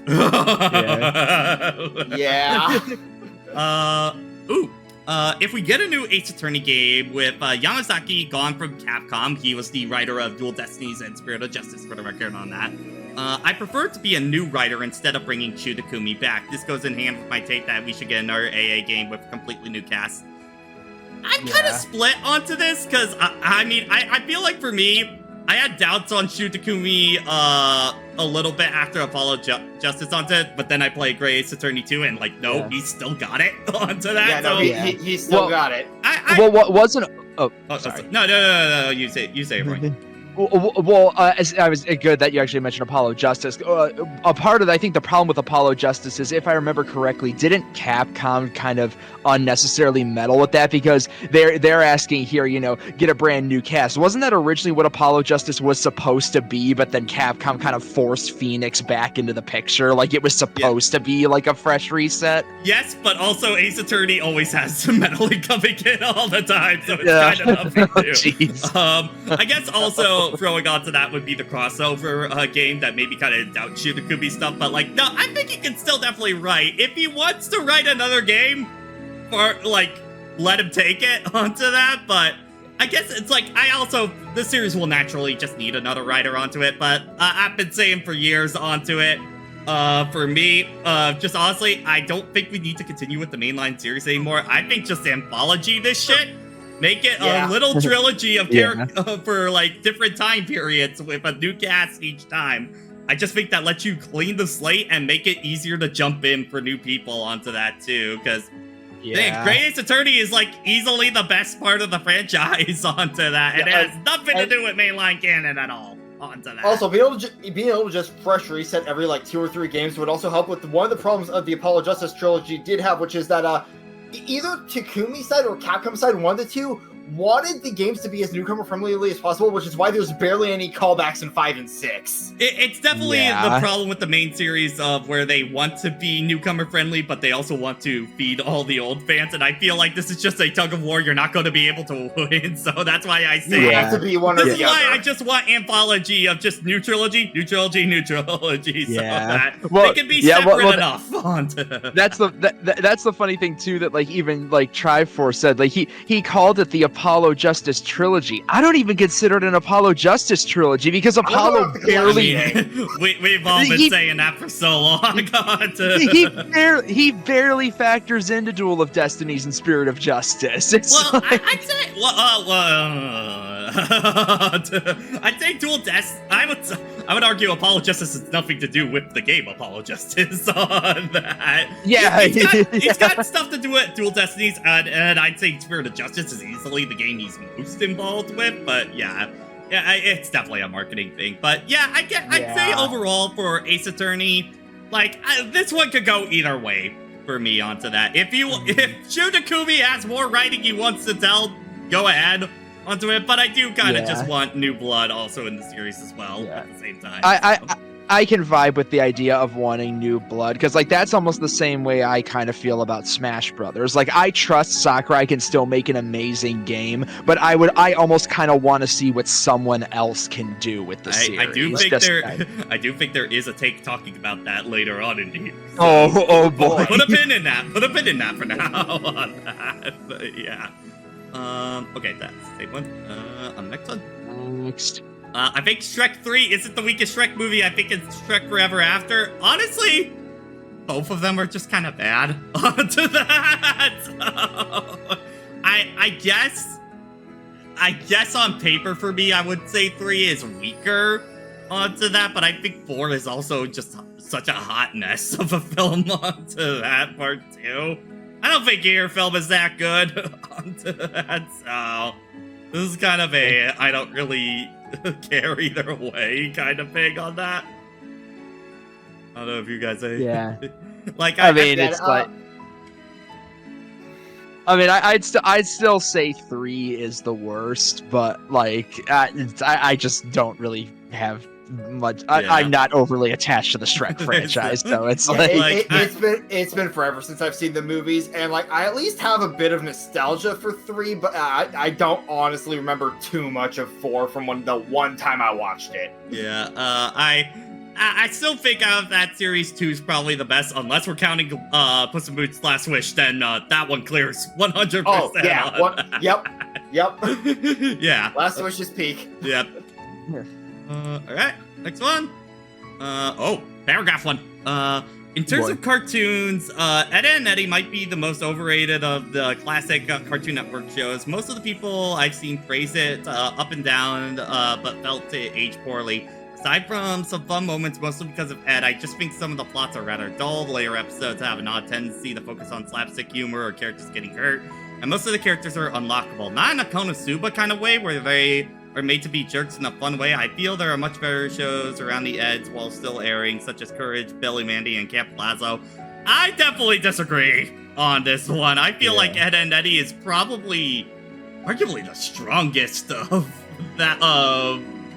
the Cartoon Network shows in this era for me. Onto that. I know you're saying that it's focused on slapsticks, but Ed, Edd and Eddy is literally a modern Three Stooges. Like, that's the entire point of the show. That. And plus, I mean, the thing about that's why so much of the slapstick really works is a lot of the time, right, if it's going towards the Eds, because they're kind of being jerks and scamming people, that's why it's funny. That's why the episodes where the Eds are kind of getting shat on for no reason are considered easily the worst episodes of the show. Onto that, frequently, like the mystery one where it was Jimmy framing them, or like the Skipper episode. Onto that, that's why they're not considered the good ones. Onto that, because it kind of feels really mean-spirited. Onto that. Yeah, like part of the fun with Ed and Eddy is that's like the reverse of Bugs Bunny, where as it's Bugs Bunny getting fucked with and so he fires back, it's the Ed's fucking with people and they getting fired back at. Yes, onto that. Also, I'm gonna be honest, compared to the other shows, Camp Lazlo was probably one of the last Cartoon Network shows I saw before Steven Universe. Onto that. I can barely remember anything of Camp Lazlo. It was a show. Yeah, it was. Laszlo was legit funny. Yeah. I remember Laszlo. It was legit funny. Courage, I think, definitely still holds up. I don't know if I exactly say Courage is a funny show onto that kind of thing. It's definitely got comedy moments, but I don't know if Courage definitely leaned more into both horror and heartfelt, depending on the episode. I think out of these shows here, probably Billy and Mandy probably aged the worst, I think, out of all of these. Onto that. I think its humor is very much a part of its time kind of deal. Onto that. So. Yeah. No, I think Ed and Eddy is easily probably the Cartoon Network show other than Teen Titans. I think I got the strongest good memories of. Also, I think it's probably not intentional with your comment, but I think honestly there is a layer of depth to the show from the show's finale, the Big Picture show. Onto that, which, Ed and Eddy was supposed to end like 3 separate times onto that before that end. I do think the classic. I do think because of the whole thing where we find out that Eddy basically kept idolizing his brother throughout, and then only to find out Eddie's brother is just a humongous dickbag that made him basically seek validation throughout the entire time. Viewing the series again through that lens, honestly, does kind of add a lot to a rewatch onto that. I won't lie. I think there's a little bit more depth into there than you might give it credit for onto for me on that. I think Ed, Edd and Eddy is aged pretty well. There's definitely some other like early 2000s Cartoon Network shows that I would take before it. Like you said, Teen Titans. I'd take Ben 10 or Foster's over Ed, Edd and Eddy, but like. I still think overall the show is still like pretty good. I can see why it wouldn't be everybody's taste though, because it can be a little bit overly mean-spirited at times, which I know isn't everybody's thing. But I think it's still good enough for what it is. I think it's because Eddy in the show always acts like a dickbag throughout that I think it kind of makes it. That combined with the surrealist humor that they go for a lot of the time, I think really kind of balance it out to make it work. For me onto that, so Yeah, I would definitely say this is a disagree take on that. All right, next one. Games shouldn't go full force by introducing innovative gameplay. Make the game simple, but encounters more interesting. It's so boring and lame to use the same strategies 90% of the time. Be told, don't use the strat if the game's too easy. Why handicap myself if the game's enjoyable? I agree with this take onto it. I think this is the thing I've talked about several times on stream about, like, especially RPG difficulty. I think is one of the biggest ones that I always talk about this. You know, my classic example of, like, for Xenoblade 3 or Persona 5 Royal, I really don't like it when you break the game 5 hours into the 100-hour RPG kind of deal, because then that makes every combat encounter just feels identical at that point, and you really feel like you barely need to even touch half of the game's systems at that point to really get a lot out of it. This is why, like, SMT 5 is just, so good. So good. That's why it's one of my favorite combat systems, because I feel like for me, a lot of the times, the thing I do not want to get to, and especially something like an RPG, is autopilot onto that, you know, for that, where I could just kind of do the same thing. I think SMT5 is really good on basically being able to throw something at you and basically screw up your entire rhythm, and then it becomes the, okay, how do you bounce back from that? Kind of deal. And I mentioned SMT5 the most because I think out of the SMT games, it's got the best scale in difficulty throughout it, because, you know, in stuff like Nocturne, there's definitely, it's very infamous difficulty spikes that, you know, I don't agree with that necessarily, but I like games that are pushing me to learn more about the system, and that, therefore, they become a lot more engaging as games to play. Tales of Arise is also a great example of this, where once you get about halfway through the game starts to definitely ramp up in difficulty at that point, pushing you a lot more to figure out every system in the game at that point, making when you conquer stuff feel so good. It's so good onto that. Like a good early brick wall moment for a lot of players with SMT was Matador in 3, because he's the guy that teaches you use your buffs. Yes, onto that. I would even say when it comes to other games onto this, you know, if there is one option that is just that fundamentally beats out every other option, you're just going to use that and not bother with any of the other options that are in the game. Classic examples are Metal Blades, Mega Man 2, Balloon in Dream Drop Distance. On that, I would say Dixie Kong in Tropical Freeze onto that as another example onto that. I would say also in Sonic Frontiers, the Stomp is just clearly the best combat option that negates every other option in the game at that point. Another good Kingdom Hearts one, albeit this is like a slightly later game one, is on the Time Stop raid in Chain of Memories. Oh yeah. You just that will literally beat every other option in that game, full stop. I think also a good example onto this too is also Devil May Cry. Onto this, for specifically action game standpoint, the big thing that really helps it is by the game's rating system. Specifically, how the game forces you by when you use moves too often, you know, they don't give as much to your style ranking. So the game naturally encourages you to use the whole animal in terms of your toolkit onto that. And that makes DMC combat so good. Like, some of the most gratifying, because it is basically the jazz of fighting game combo of keep that S rank up.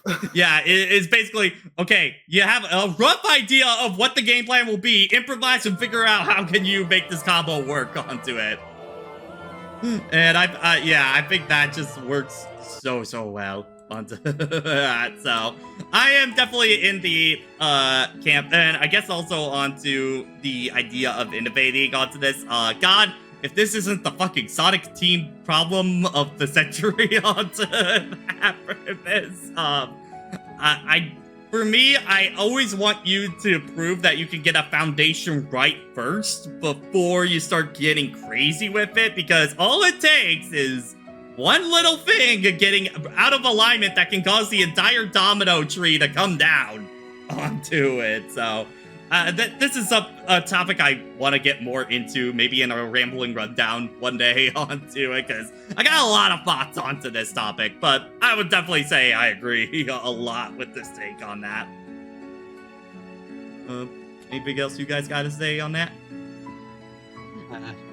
Yep, I think it's pretty much covered.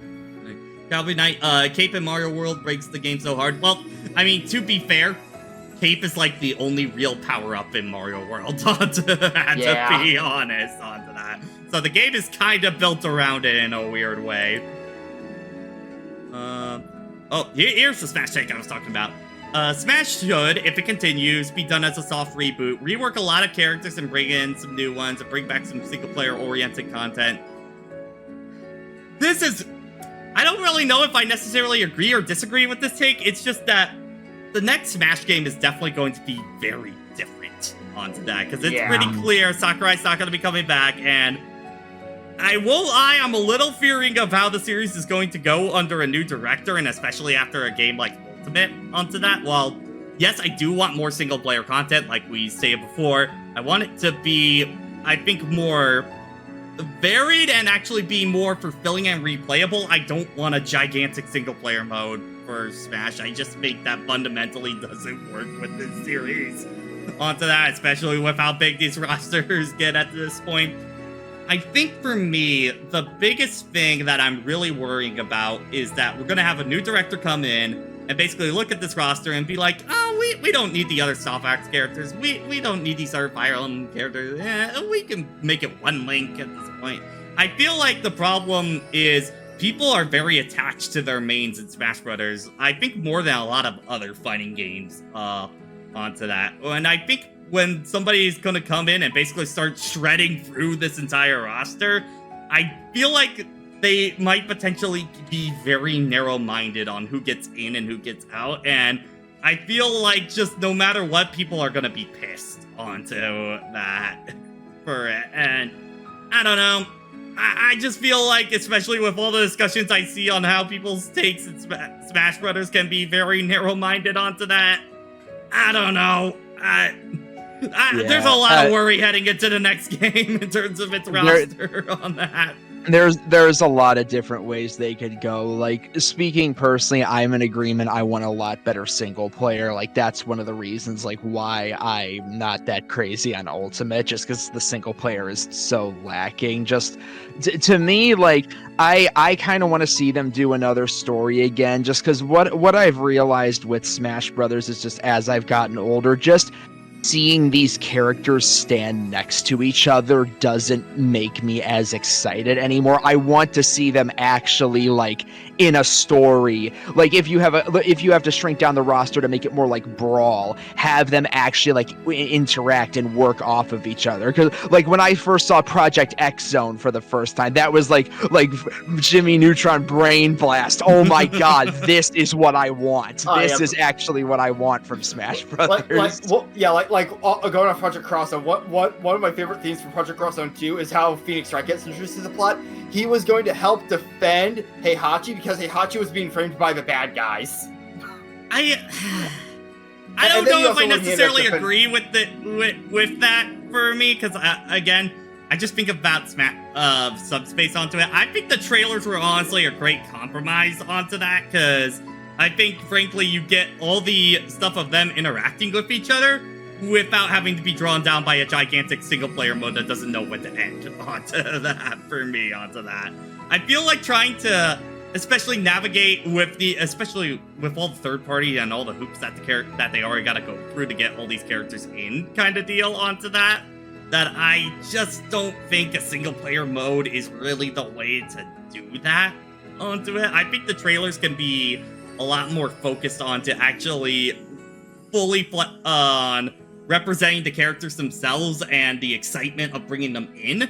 For me, I think is honestly a much better fit than the more story-based Subspace Emissary mode for me onto that. I just want more actual stuff I'm going to replay.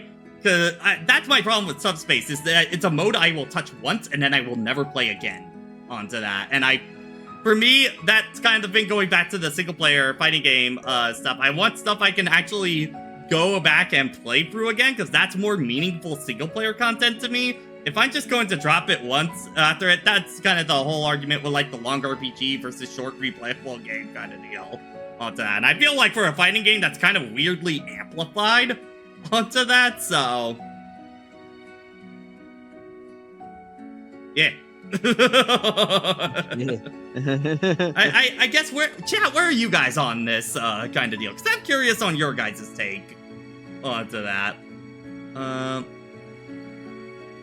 You know, one fun way to do the potential interaction thing would be because this is one thing I did like from PlayStation All Stars was the rival fight stuff. I like the idea of it, but the problem is, this is kind of the problem with a lot of crossover fights. You gotta make people fight for very stupid reasons onto that when you actually start trying to make story things for that. And that's... up and pay for it. That's definitely the thing. Also, with all the characters, some talk, some don't, you know, onto that. Yeah. They come from completely different things. So, like, this is the problem when you, especially when you're talking about with a roster size as big as Smash onto that, trying to do this. It's like the exact same reason why I don't want a Smash Brothers movie or anything like that onto it, because I think there's just way too many cooks in the kitchen onto when it comes to this kind of stuff. I think if there was a Smash Brothers movie, the way I think most people like me envision it to make it work is basically just like make it the size of Avengers 1, where it's maybe just like 7 from but like the it's not going to stay that way. It's the problem on that. Definitely different director. Yeah, that's kind of the problem I think what the next Smash Bros. Is going to have regardless. I think people are just going to be pissed no matter what. Well, they're gonna be. Yeah, well, they'll be pissed if they bring everybody back and then introduce new characters that they don't like. People are gonna be pissed no matter what you do in any way. Let's be real. I feel like the way to piss the least amount of people off is bring everybody back, and we know sure as shit that's not gonna happen onto that. That was the whole point of why Ultimate did so well, was no character got the boot on that. And Sakura made it clear that was basically a once-in-a-lifetime moment to get that to work. And guess what? Ultimate became the best-selling fighting game of all time on that. That's really partially why I don't think it's as impossible as they think it might be, because it made so much money. It's just like if they write the third parties a check again, like money makes the world go round. Are they gonna say no? But everybody's got to play ball. That's the thing, and things can change on that. You know? Everybody's got to play ball, and part of why Ultimate was able to be made in the dev time it did is because they did reuse a lot from 4 and touched it up and everything. Yeah. No. Like 4 and Ultimate were basically one big dev cycle. The thing is, people say that Smash would become a different genre. That's definitely not happening. There could be another game like that, but Smash is a core franchise of Nintendo onto that. They're not getting rid of this series at all on that. Yeah, I basically birth of a genre. Yeah, I mean, I'd love to see like all these characters in a different type of genre. Like if they were to this would never happen. Just random thing off the top of my head. If they were to make Project Cross Zone 3, but it was like the roster of Smash Brothers, I would be there frame one, like no question. But like, I would like to see a different genre in some way. But yeah, they would never abandon the fighting game aspect. Yeah. All right. The other way. Alright, I think Zero Time Dilemma, the third game of the Zero Escape trilogy, is a good game. Is it perfect? No. Is it as good as 999 or Virtue's Last Reward? Hell no. However, it's got a lot of good in it, from the puzzle rooms, the story, except for the ending, the characters, except most from Team C. That make it so I can't say it's a bad game. I have never played any of these. I still need to beat ZTD, so I can't say shit. Yeah, I think this is one. Unfortunately, none of us really can say anything onto this one. Yeah, I can't say much about it. I have the Nonary games on Steam, so I should play them. I thank you for your submission. But I can't say anything about this one. I am very sorry. I have nothing to say to you. I've beaten the first 2, and I still need to beat 3. Whoops. But I will say, from what I have heard, Zero Time Dilemma's ending is really bad. From what I remember here, makes me wonder what it is for when I get there. there. We'll see onto that, yeah. Alright, just gonna put the form back in chat again. Alright. Okay, so next one. Wholesome slice of life animes are infinitely more watchable than high action shonen. Okay, I'm just gonna start to think right now. If your opening statement is saying one genre just clears another genre onto it, I'm already gonna be suspicious on the rest of the day content. That's just a taste thing at its core. That's just taste. That's Yeah. not a real statement. Since shonen like to rely on build-up and flashbacks for a satisfying end result to a huge arc, for binging these episodes becomes not nearly as impactful to you since you already know what the end result is. At this point, I'd like to make it easier to watch a bunch of clips of specific moments you liked from said arc on YouTube.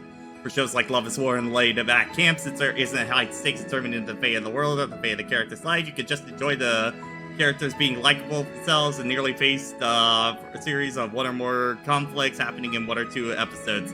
Okay, this is more of These the aren't pace. mutually exclusive. These aren't mutually exclusive. Also, I just want to say you're getting on shonen for being flashback, and you pick slice of life stuff, bro.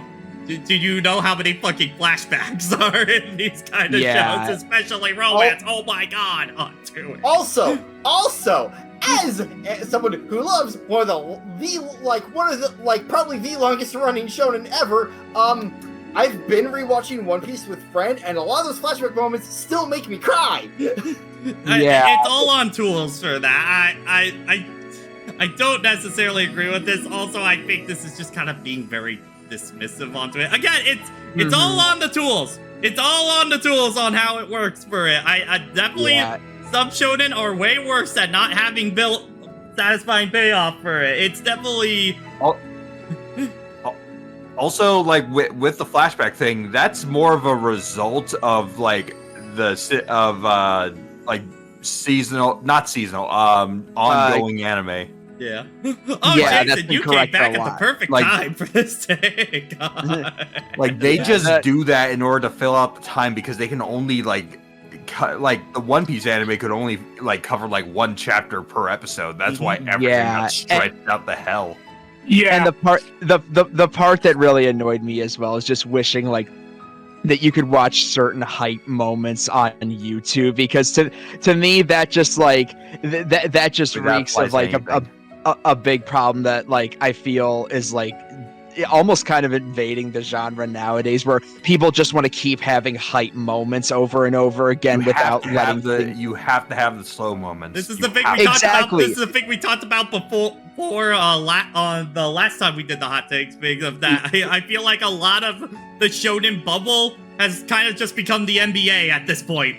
Of everybody is rooting for their one series and then dunking on everybody else onto that. Exactly. But it's just a problem where people just like, because that's the thing where you say like relying on buildup. Yeah, the buildup is what makes these moments like great. You don't want to just jump to the huge hype moments. Like that's the problem I have with Jujutsu Kaisen. I call Jujutsu Kaisen the short attention span shonen, because they don't let anything simmer or just build up to anything. It's just go. Right. Why are you proving my NBA theory right on? Why are you proving it right in front of me? I can criticize the series. I like Jujutsu Kaisen, but I like the series. I can still criticize it. Okay. To be fair about that comment, I agree with you.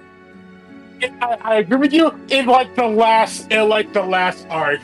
Everything up to the Shibuya arc, I actually do enjoy a lot, because I do think that the Shibuya arc is probably the best arc that JJK actually builds to. Everything after that, I agree with you. I need to stress, I do like Jujutsu Kaisen. I just have problems with it. To go to another series that I really like that also does a good build thing, because I already mentioned One Piece, but I've been watching the latest My Hero season as it's been airing, and one of the recent episodes had some amazing payoff for just one of the underlying parts of Midoriya's character. Yes, My Hero's so good at that. Yeah, because Midoriya's whole thing is like wanting to help people and trying to see the good in people, and like the latest episodes just had 2 very specific great payoffs to earlier moments of him doing that. I'd say also my counter argument to this a lot of the time onto this argument is series like Chainsaw Man. I feel like for me, a lot of Chainsaw Man, like the fights in Chainsaw Man are very quick. Like they really do not last long at all onto that. Frankly, all the big moments are the in-between shit that happens in between the fights building up to the onto that. I feel like again, it is just I think shonen are becoming aware of a lot of the tropes that people associate with it, and writers are finding new ways around them onto it. Demon Slayer is also an example. I have my own problems with it, but the thing I like about Demon Slayer, it's very lean onto it. There is not a lot of fat on that bone. Yeah, for it. Like with this take though, it's also weird how they just pinpoint shonen for relying on this same formula so much, whereas Slice of Life does that a ton as well. Like there's different types of slice of life, but like they very much rely on very similar formulas. They are cut from the same bone. It's not who will win this fight, is will they get together on that. Yes, and I would honestly argue romance slice of lives are so much worse about that, because at least it feels like in shonen you're making progress most times, whereas will they won't they romances can be agonizing. Unless you're goats like Love is War and stuff like that, where you actually commit to the bit on and you actually go past of people actually being in a relationship and actually develop it throughout the rest of it. That's the goated shit on that. Part of why I love Dress Up Darling. All right, Discord. I have a question. Why did you default to a mic that I don't even have anymore? As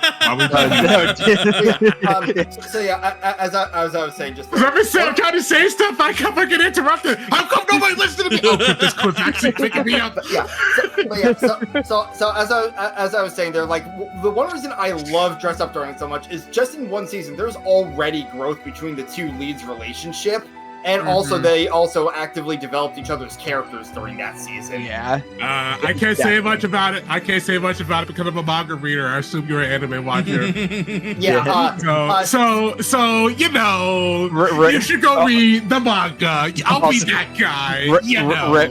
Rip to the 5 rent-a-girlfriend fans remaining. wait. It's 5. Man, that number's way too high. 4. Does anybody else got more to say on this, or do we? I guess maybe you, Jason, because you've been. All right, hang on. Let me reread this take again, because I just got hit. Also, slice of life animes are infinitely more rewatchable than the high action show. It's a show that likes to rely on build up and flashbacks for a satisfying episode of a huge arc. Binging these episodes becomes not nearly as impactful as you already know what the end result is. Wait, what do you mean by that? Bro, shonen is like the most predictable genre. Even if you were just watching it, you all know how it ends. Shonen is literally the journey to get to that point, kind of deal. Yeah. This statement of them relying on build-up and flashbacks to build to satisfy the end result of a huge arc. And binging these episodes become not nearly as impactful since you already know what the end result.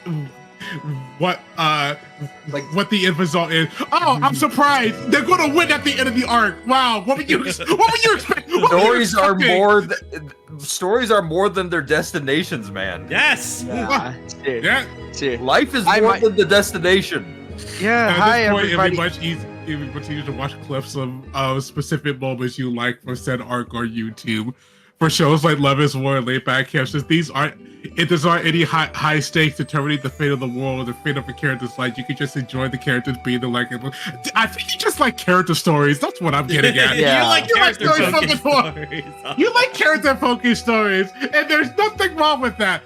I also like character-focused stories, but I also like a good action series.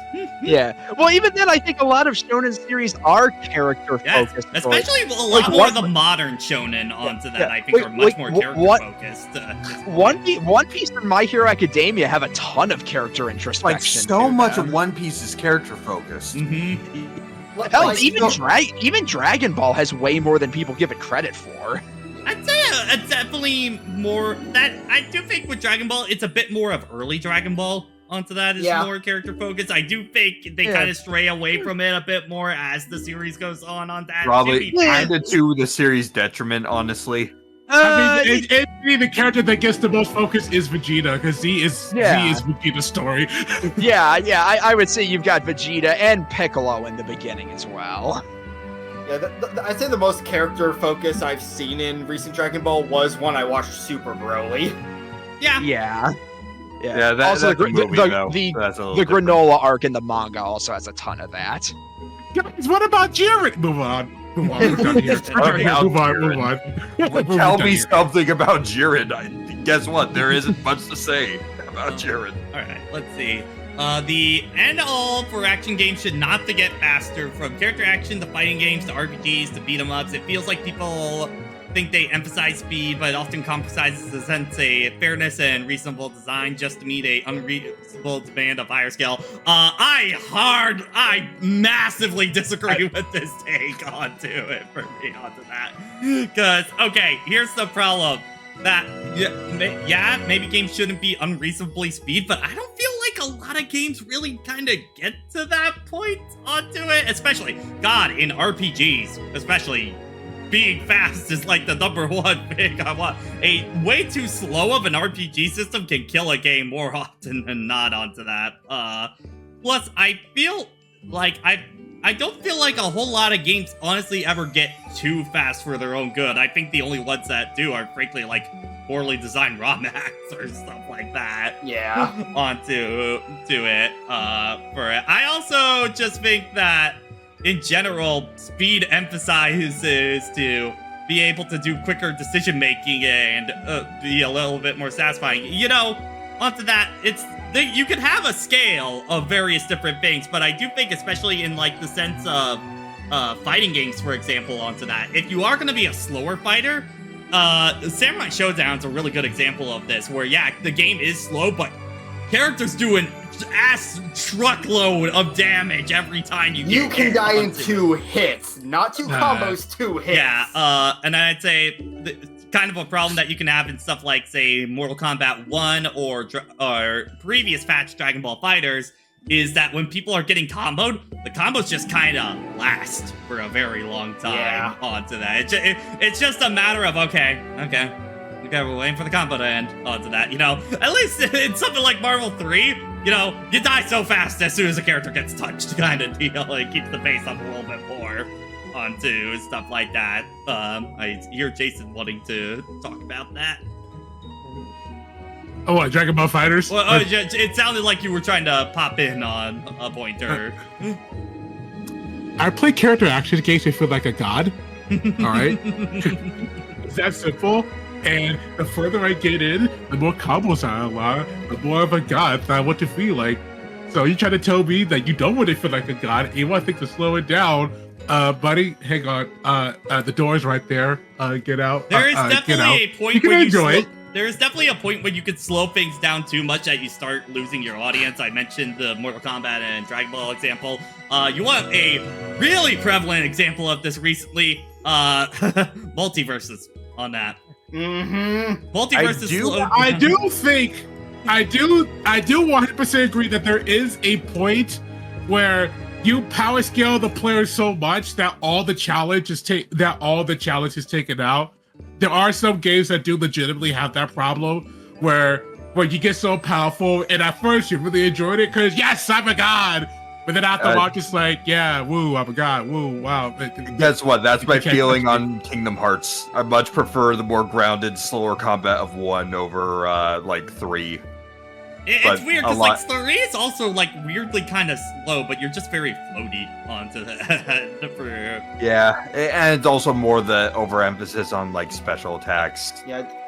Part of what made 2's combat work so well is that, you yourself can be powerful, but it's also very fast, so you can really fuck up your dodges. I think we're getting a little into a different talk, because this is talking strictly about speed onto that, rather than necessarily power onto. Faster to fast, quicker to quick. Yeah. Because I feel like not a whole lot of games get, I think, too fast for players to actually react to onto that. That's kind of a natural part of player testing. I do think there are a considerable amount of games that move too slow onto that. And I do feel like if a slower game, a lot of the times, if it is too slow, it can just kill the pacing so hard onto it. I think this is one of the big reasons why a lot of people kind of fell off of RPGs for a very long time onto that, where if turn-based combat takes forever in an RPG for that, guess what? Then the pace is just not going to be great onto that overall. For me, that's kind of one of my issues with Pokemon Gen 4 is that battles take way too long to get through onto that for me to kind of get in. You're right, but still, I agree. Hey, agree with you, but come on, man. Come on. Leave him alone. He's like a little boy. Don't worry, Gen 4. Nobody can hurt you in this boy. It's okay. Yeah, I think this is just mostly talking about, like, I just rather you actually keep your pace up, and then stuff like character and fighting games and action games onto it. You just need to be fast enough to keep players' attention onto it. You move it too slow to where... Because especially in fighting games, what makes them impressive is people being able to make quick decisions on the fly kind of deal. Yep. If you slow it too down like something like in Multiverses where you can react to fucking anything from a mile away onto that, then it just kind of feels not that great. It's one of the reasons why, for example, delay-based netcode, when it gets really laggy onto it and people have a million years to react to something from the other side, it doesn't feel rewarding onto that. It doesn't feel like a good win. Yeah. Another example from fighting games would be Killer Instinct, because the fast-ish combos is part of what makes combo breakers so fun. Oh yes, absolutely onto that. All right. So next one onto it. I think pineapple works good on pizza because it has sweetness and the same flavor. Why am I not surprised we haven't gotten a pizza take on? I don't think that's a hot take. I think the existence of pineapple on pizza, I think, makes it not a hot take The at all. fact that people still debate onto this, I think, still makes it a hot take. I just don't like pineapple. To be fair, Yeah, same. Pineapple's just an ass fruit. All right, you know what? I was going to keep quiet, but you know what? Now we got some... You know what? Throw this hot take in the trash. I'm looking at that 2 new hot takes that just entered my What domain. you mean pineapple is trash? Hold on. How dare you? Pineapple is the best fruit. It is so delicious, man. It is so delicious. It pairs so well with so many things. It is so delicious to eat it raw. Pineapple juice, pineapple flavored soda, pineapple on pizza, pineapple on chicken. Now, see, if you removed the word pine from that, you would have the best fruit. How dare you? How dare you? Only certain apples are delicious. I mean, I stand for this pineapple slander. Like, especially if you get like farmer's market kind of pineapple where it's like fresh off to it. Oh my god, it's so good. I do have a funny story with pineapple on pizza for that. My sister always got pineapple and pizza and bacon all the time when we were growing up onto it. But I would always make it so I didn't like any toppings at the time, so like I would always get cheese kind of deal. Then before she moved out, one time I was like, okay, you know what, screw it, I'll do pineapple on pizza, see how I like it. Oh, I actually like this. And she gave me the dirtiest look I have seen in my life. She's just like, I could have gotten it the entire time. I know what, to be fair, I think I'm gonna also be mad. I can't think of like, and then you tried it, and you just like, are you trying to tell me that you would have just sucked it up? We could have been eating this for a very long time? Yes, I am the pineapple warrior. There should be no slander of this fruit in my house. But yes, I am team. Okay, you know what? I am gonna pull you guys right now. Hold on. Let me see.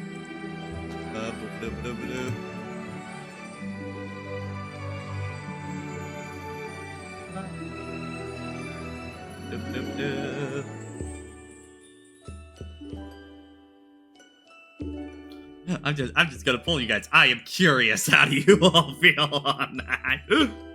But all right, I think we can move on to the next one.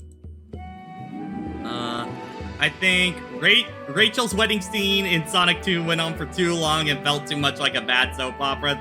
I don't feel like this one's a hot take onto That's that. the coldest take I've ever seen. No, the Ruby yeah. one we got yet earlier. Definitely. Yeah, that one was pretty cold. Yeah, I feel like most people kind of That's agree ice that cold. this is the weakest part of Sonic 2 onto it. I liked it the first time, mostly for the one scene with her just like chasing the guy down. The guy it's probably my favorite part. Also, the priest having a gun in the book was genuinely My favorite hilarious. joke in the whole movie. But yeah, I think if this scene was like a third of its length, I don't think people would have too much of a problem with it on that. But yeah, no. I mean, I pretty much understand why the scene is here. All right, all the Sonic sound, that's for the fans and the kids. What about the parents already here? We gotta do the scene. All right, we gotta entertain the parents for like 10 minutes. I do understand why they did it, because I've said to my friends a lot, if you just completely wrote the human characters out of Sonic 2, that would just be bad writing, considering how integral they were to the first movie. But they just went a little too much in on this particular scene. Yeah. Okay. Also, from our poll, it was 7-1 of 7 no, yes 1 for Pineapple. So I think that does qualify as hot take. At that point, so the people have spoken. And that is only a hot take depending on the person. But yeah. All right. Moving on. It's a baby's first hot take. Violet's first Phantom Thief transformation was more interesting than a true one. This is the P5 Royal new character onto that. I mean, honestly, both of them kind of suck onto that. They're probably the two weakest P5 awakenings onto that, honestly, for me. As a certified Royal fan, I hard disagree with this. Like the first one, like the aesthetics were interesting, but when you look at the whole story, it's very clear that it was really not her real awakening. That first one. I'd be but I do think pretty much every other awakening clears both of them onto that, frankly. And my favorite is still either Yusuke or Makoto. I just don't think the character that's interesting to begin with. I kind of agree with you, Wanji. It's complicated for me. Without being as spoilery as kind of deal, I like what Violet's original thing they have going in the main game of P5 where basically, this isn't too much of a spoiler, but basically the idea of her is that she is the best athletic, kind of kid in the school onto that. But she's still not doing better than a lot of the other schools, so she is kind of perpetually put down because of that, even though she is the best in her craft for that kind of deal. And I feel like that fits really well into the themes of P5. But then, where they actually go with the character in the new Royal stuff, it's like, I liked you a lot more before, because I feel like they try and muddy the water too much with the character. And that kind of killed her for me, unfortunately, onto that. I felt like there was a very big disconnect that kind of happened with the character.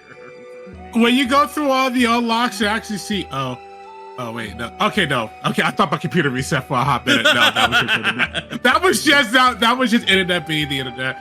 I felt like, before all like the P5 World exclusive stuff, I was like, okay, this is pretty okay. I see what you're going for. She kind of feels like you just kind of gave it to her, but whatever.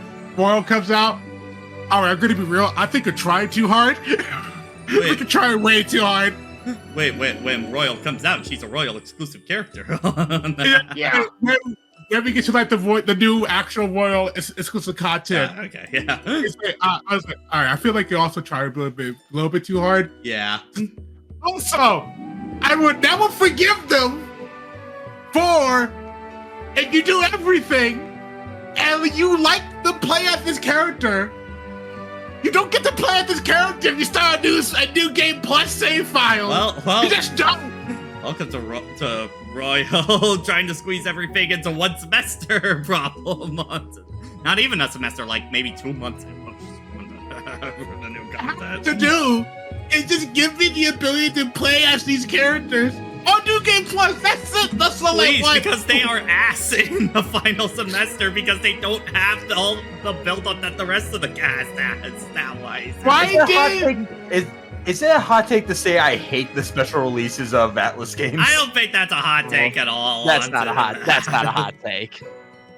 I mean, it's weird for me of that. I do think that campaign really should have just been a separate option for that. I mean, I'm a person that much prefers the original P5 over Royal onto that in a nutshell for me. Not only just for I don't like a whole lot of the new content onto that, but also I think just regular 5 is a much better put together package overall onto that than Royal. I think Royal kind of breaks so many fundamentals of the game in half that I think it becomes a much worse experience overall for me onto that, but we'll move on. Now that's a hot take. I know that one's a hot take onto it. I mean, I could say my hottest take of Royal, but we'll get to that later. Yeah, me and Pat have had many debates about this before. We've both said our pieces about it before. Right. Alright, next one. We're getting close to the end here if anybody wants to add in more onto it. Alright. After the Switch, PlayStation has become far worse than Nintendo when it comes to not using their franchises. Nintendo brought back up a lot of stuff like Advance Wars, Famicom Detective Club, Endless Ocean, and several more. Meanwhile, PlayStation has almost none of their pre-PS4 franchises like Horror and Ratchet getting new as they are too focused on remastering and publishing modern titles like Last of Us and Horizon. We've talked about this several times. Okay, real talk. Yeah. All right, real talk. I understand where you're coming from, and to some of them, I agree with you. But real talk, look at me, look at my character icon, zoom in real quick. What would you do with some of them? like real talk. I love Sly Cooper. What else would you do with Sly Cooper? I think this is we need more than just another Sly game. Again, what would you do with another Jack and Daxter game? Again, we talked about this several times, I think, lately, because we've been playing a lot of PlayStation stuff. It's just a fundamental difference between how PlayStation and Nintendo kind of treat their brands onto that. Nintendo brands are much more long-living franchises to be pulled out whenever onto it.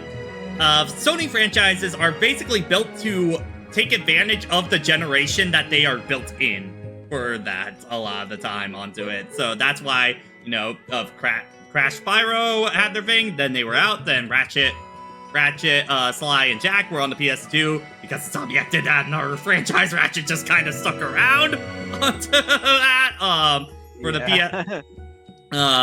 And, Sony's just basically Uncharted they had the 3 games onto that and then one final game for, the PS4, and then they were done with the series. I think it's just fundamentally that Sony kind of builds franchises for that generation, and then they move on to something new onto it. I don't think that's necessarily a bad practice, honestly, onto it. Maybe that's my hot take onto that. They could probably do well with, actually nurturing more. I do think there could be a few more that they could put in, but I don't think their strategy is necessarily bad onto that. I think they just need more smaller games. Yeah, that's definitely, I think, the big thing is that they focus too much on blockbusters. Yes, that's very true. Yeah. I do think there's a number of franchises that they could still make a lot of use out of. Infamous, but I guess maybe because I have the perspective of being a Ratchet and Clank fan onto it, and I've seen what a developer working on one franchise for most of their life has really done, and I always feel like Ratchet and Clank has just become such a zombie husk of a franchise for me at this point that I kind of wish it stayed dead onto that more onto it, because I think its quality has really gone downhill pretty much after a Crack in Time on for me. So I think that's kind of the problem is that the franchise after a Crack in Time though. Yeah, well, Yeah, I think a part of it is just because Ratchet has had so many games, because like you have the original trilogy, the future trilogy, Rift Apart, Deadlocked, and like a bunch of like other like side games as well, so they kind of wore it out, whereas there's other franchises that haven't had near as many games that you could still probably get a little bit more I do think once in a while to throw a bone to a franchise, but we are also talking about kind of just a fundamental difference of between these is that these franchises need to have a champion for them to bring them back. Somebody that is willing to take the fall for these franchises. And I think just a lot of them, their franchises are kind of just naturally set up to where at the end of their trilogy, they're done as franchises onto that. So they kind of neatly wrap themselves up to do that. The problem is a lot of the time when they do try and take another shot at that, they don't get another shot, and now they're kind of left back open at this point, not having an ending onto that. Hi, House Life 4 ending. Yeah. So I have a question. A question. Can we get a different champion for Star Fox that's not Miyamoto? Yeah, come on, another champion for Star Fox that's not Miyamoto. Yeah, I mean, I think want Warbot to have a new Star Wars game that's good. I mean, I think that probably would be the case either way, because Miyamoto isn't even that heavily involved in games anymore. Like, I think the only things he's really had much of a hand in this generation are like Mario and Pikmin, and even then it hasn't been like overly. Can we see what it would be like if Platinum actually directed a Star Fox game instead of just do what Miyamoto said? But yeah, I guess the biggest thing with this take, again, as Warbot was saying, is that I do want Sony to kind of just make some more smaller games. I think Astrobot's a great franchise for them onto that because it is so small scale onto that, and they need more stuff like that to fill in their library. As somebody who has been with Sony for so long, I just naturally have identified this is just how they play their game onto that. Different is making new franchises so people can naturally hop in whenever onto that. And to be fair, there are plenty of Nintendo franchises still out there that haven't gotten more. Thankfully, thanks to the Switch's success, they're able to get more of those games to at least give them a shot now, which I am very happy that hasn't been Nintendo for a very long time onto that. So I'm glad that's changing. I don't think it's like I feel like I give Sony a lot more flack than other people onto that, but I've been with this company for so long. I know that they are not a Nintendo, and I don't want them to be a Nintendo onto that. I've been with this company for a while. I worked there, okay? I know what it's like there as Sony. I've been in the PlayStation 2 mascot pits, and God, they want nothing more than these three franchises and nothing else. I'm like, guys, you do not actually want that. You're going to become a Sonic at that point. You never want to go full Sonic. And I've also said before too that like just one thing I'd like them to do, you know, like you were saying, Triforce with like the smaller games. I'd also like for when they obviously want like certain genres to be represented on PlayStation, actually put the effort into make the game yourself instead of just like say for JRPGs just throwing a big bag of money at Square Enix or Atlas to say give me Final Fantasy or Persona. Like just make the game yourself, damn it. I mean, I don't know if I necessarily agree with that one because that is Sony's ball game. That's been them since PlayStation 1 and has been getting other people to come in and make games for them onto that. I guess that might just be for you and me, just a difference in philosophy, because that's like because that's what I've always liked about Nintendo is that they like the vast majority of their stuff is shit that they make and cultivate. I mean, ladies, you're both correct. I mean, I guess, you know, Nintendo has also done that same thing too. It's just that they own a lot of the IOPs that they're throwing money at people to make games. Yes, exactly. So, you know, onto it. I think that's just more of an issue of that AAA budgets have just gotten out of whack, which is a whole other discussion onto that. Yeah, you know? They just need to pull back on a lot of that shit. Yeah, I like, again, I think they're fundamentally different companies. I don't think that necessarily one is better than the other. I like the fact that both have their own kind of strategies that they do onto that. Hey, it's a reason why I've stayed with both companies for so long onto that, you know. There's a reason why At least they have strategies. Microsoft. Yeah, and then there's Microsoft who just literally. And then there's Microsoft. Wait, what are you talking about? Microsoft does have a strategy. Buy them. That's a strategy. And then not do anything with them. I mean, I never said it was a good. A strategy is a strategy. It doesn't have to be good or bad. It is. It is a strategy, technically. A lot of complaints about Shonen. I'm back in the fucking building again! How many of these have we had, guys? Oh my god! Oh, I'm actually reading out some of this. Okay. A lot of complaints with Shonen come across as people wanting the genre to be something else it's not and refusing to move on from other genres of anime. Every genre has certain structure and formula that some folks need to accept. Shonen may not be for them anymore and instead move on to wanting another series, completely break the formula to the point where it's not shonen anymore. I mean, this just applies to any genre of anything, but yeah, frankly. All right, okay. The thing is, I agree with like 90% of this take, and that's only because of one area that I do legitimately want Shonen to be better at. Is just it's weird because I know it's targeted at young boys, and yeah, I want to say, can we have just like a little bit more like female bases on Shonen stories, even though the magazine's targeted at boys and not girls. May I recommend Undead Unluck? Yeah. That's one of the good ones, yeah. Yeah. That's it. I feel like this one's That's it, I agree. basic onto it. It's just like, yeah, and I think this applies to a lot of other stuff. If you're not happy with something, just move on to something else onto it. There's plenty There's so much stuff out there. There is so much onto it. It takes far more effort to keep throwing yourself back into the lion's pit knowing that you're not going to like something.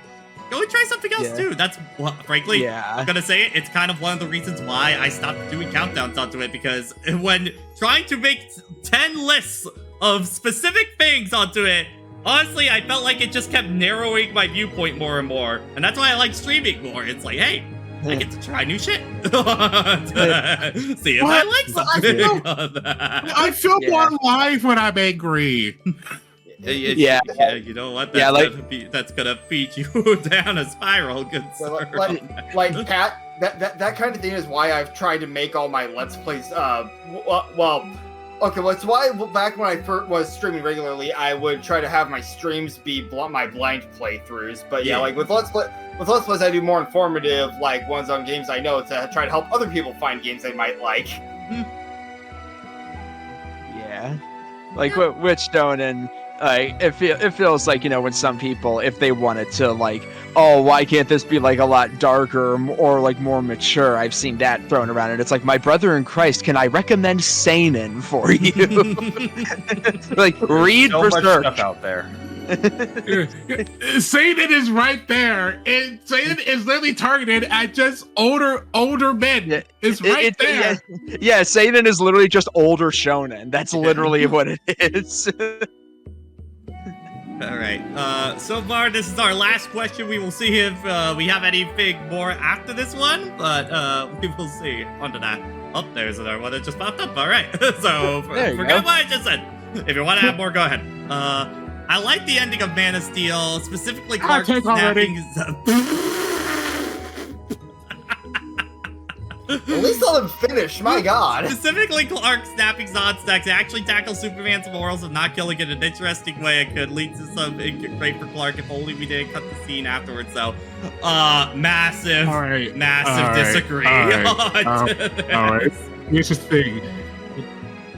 I don't care if you like the ending of Man of Steel. It's bad. I don't care if you like the ending of Man of Steel. Here's the issue with Man of Steel. It doesn't understand Superman on a fundamental level. Should I have let those kids die? Should I have let those kids die? Maybe. This is not Superman. Zack Snyder, if you go look at interviews, has stated that he is not a Superman fan. So what do you get when you have someone who doesn't like Superman and ask him to make a Superman movie the way that he envisions Superman? You get crap like this. You know? Man of Steel sucks on every fundamental level. It's horrible. I highly recommend both kills the child. OSP Superman conversations that they've had on their detailed diatribes on there to perfectly talk about this. I think one of the best ones is I forget, I'm blanking on the name of it, but it's like Superman versus the Elite on that one. Actually tackles this idea very well onto. Yeah, it is. It's called, it really, the whole idea is the fact that around the time that the comic was made, it was getting popularized that hero for just killing people. And Superman vs. the Elite is literally a clapback to to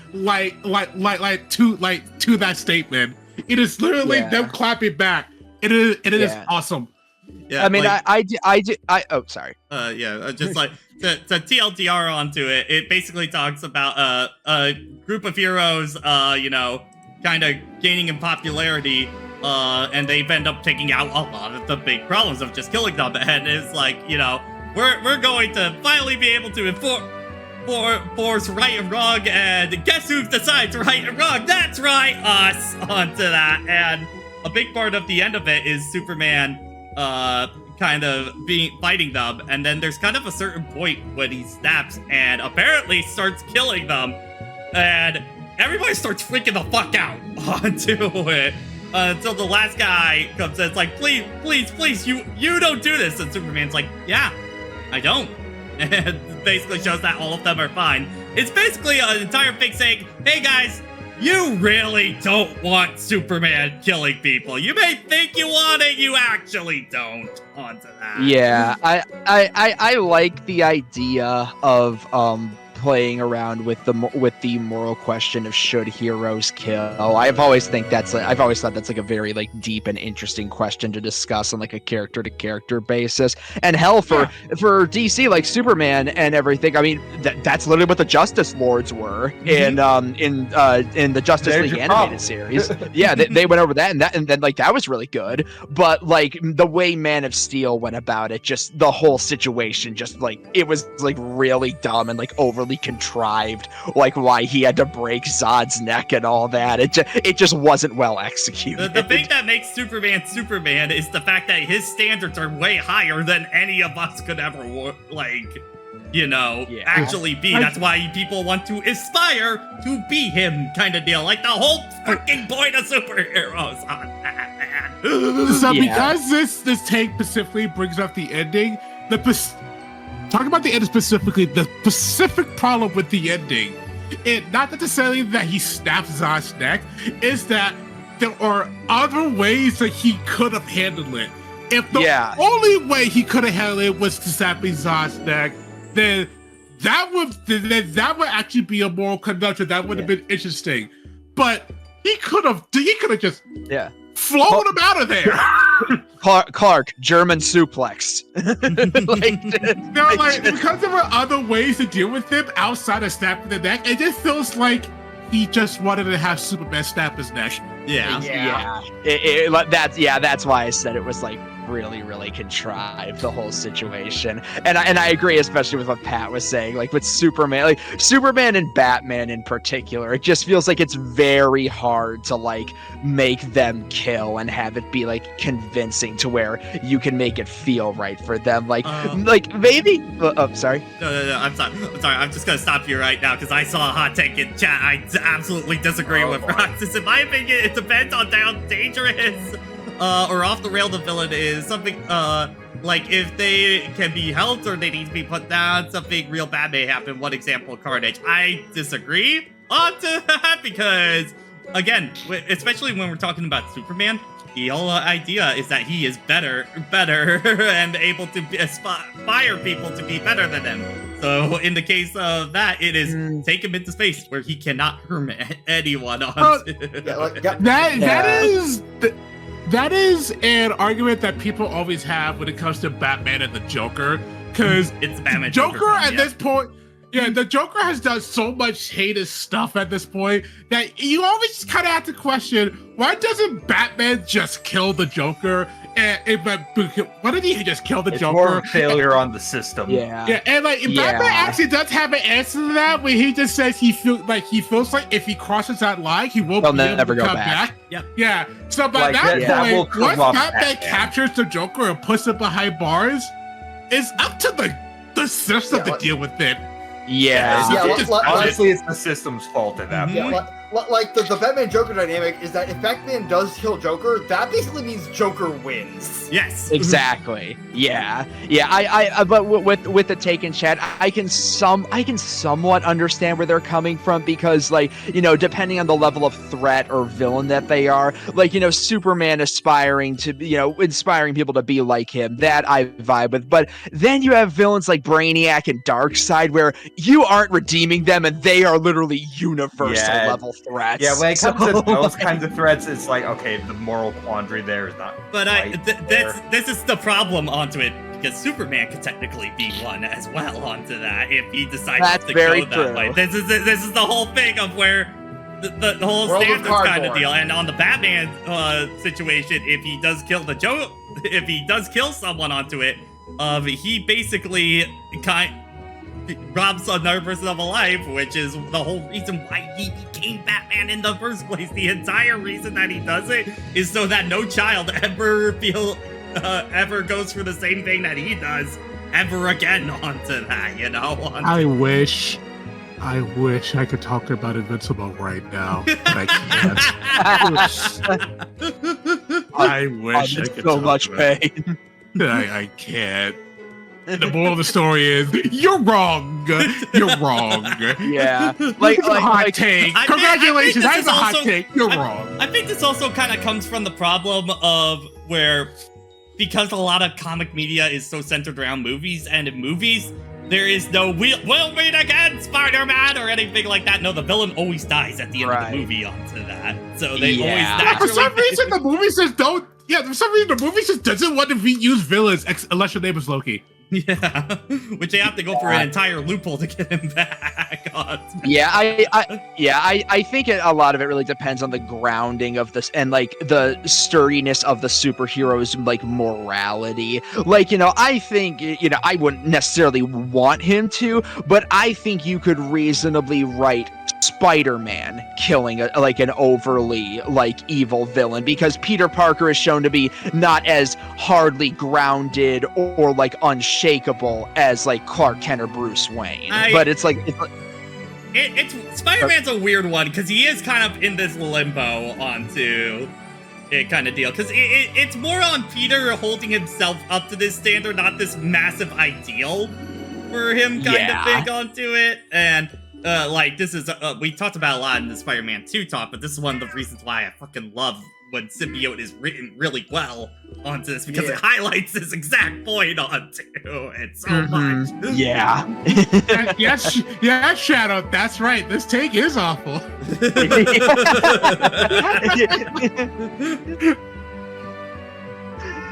Yes, Shadow. Yes, correct, Shadow. I agree. Spider-Cat. Also, oh god, I do not want to imagine Shadow with spider powers. Also, I think it would just be really funny that Spider-Man ever does kill someone, J. Joe and Sam Jameson would just be like, maybe that's the whole point. He doesn't want to give J. Jonah Jameson validation on. God, he would hate that over his head forever. Yeah, because the one I always just think back to is where Spider-Man gets pushed too far. In the comics, after he has his identity revealed at one point, they're Kingpin effectively sends people to try and kill Mary Jane and Aunt May. So he literally just great what. So are you talking about when he revealed his identity during the Civil War?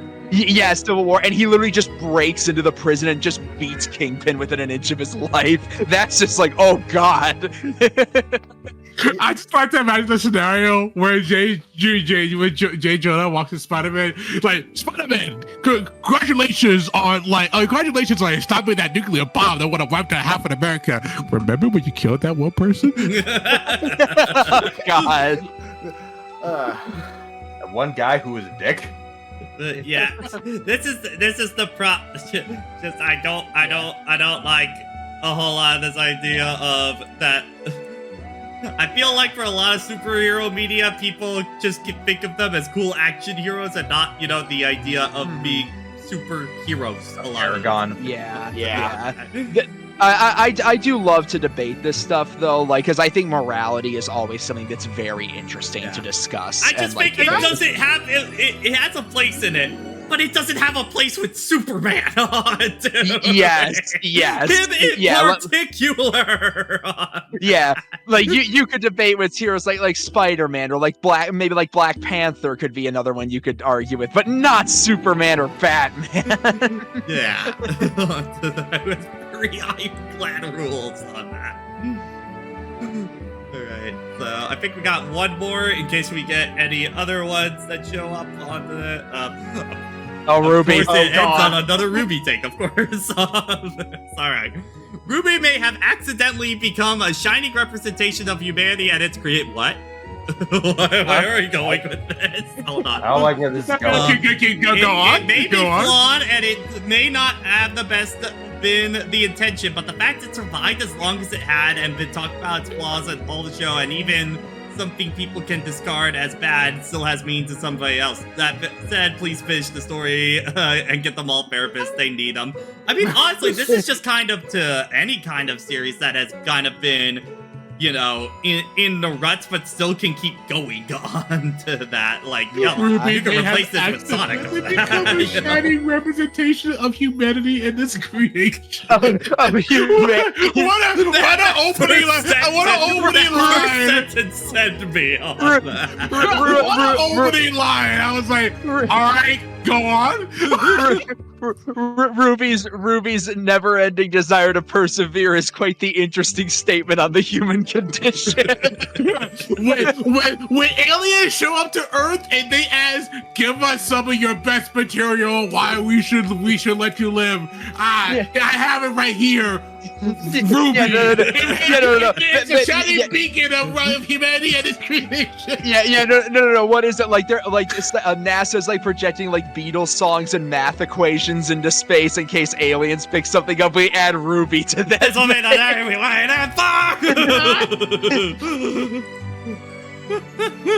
think I'm sorry. I'm being sended by this first line. Yes. Yeah. But I mean, I think I agree with this. I'm just in terms of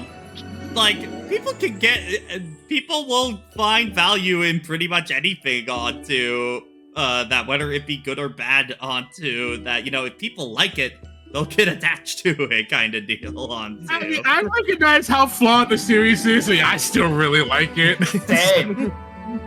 It's near and dear to my heart. Please let it finish. All of you that don't say this about Ruby, and yet you're all looking forward to Shadow Generations, are only proving the point. Because guys, you can like things that are flawed, and those flawed things can still have a lot of great aspects about them.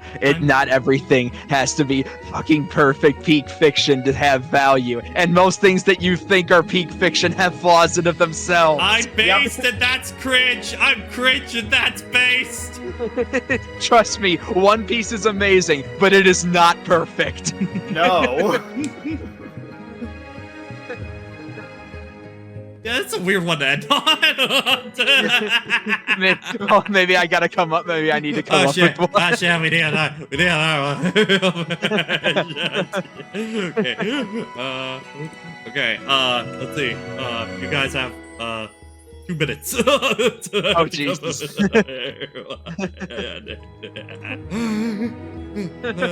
Yeah, I liked how this came out onto this. This was nice discussion points on it. I think we could definitely do another one of these in the future. Oh yeah, this would be a lot. Yeah, and maybe next time make an option to let people put their names in if they want to actually like raise their hand up. You have permission to roast. That's a little dangerous. Yeah, I kind of like having. That can go bad. I kind of like having them anonymous on. Okay. Because I will fully put my name on my hot takes because I love to rip you into can put it. it in the description if you want. You can just say that on the stream then. Hot dogs are sandwiches. Yes, yeah, I agree with this take. You are correct. Oh, hot dogs or sandwiches. There's something to end on. Yes, this person is correct. It meets all the criteria on paper of a sandwich. But hamburgers, hamburger sandwiches. Yes, I'm about to say hamburgers, hot dogs. Hamburgers are like hot dogs. Yeah, all right. That'll do it for tonight. Well, it looks like there might be like one more. Oh God. Okay, no, it's not the last one. Wind Waker. Wind Waker Man. All right, yeah, I'll meet you in the parking lot outside.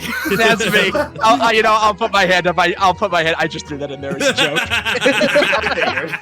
All right, that'll do it for this one. Hopefully you've all enjoyed. Join us Sunday for another Smash CPU again. It's gonna be good. Hey. But until then, adios. Bye.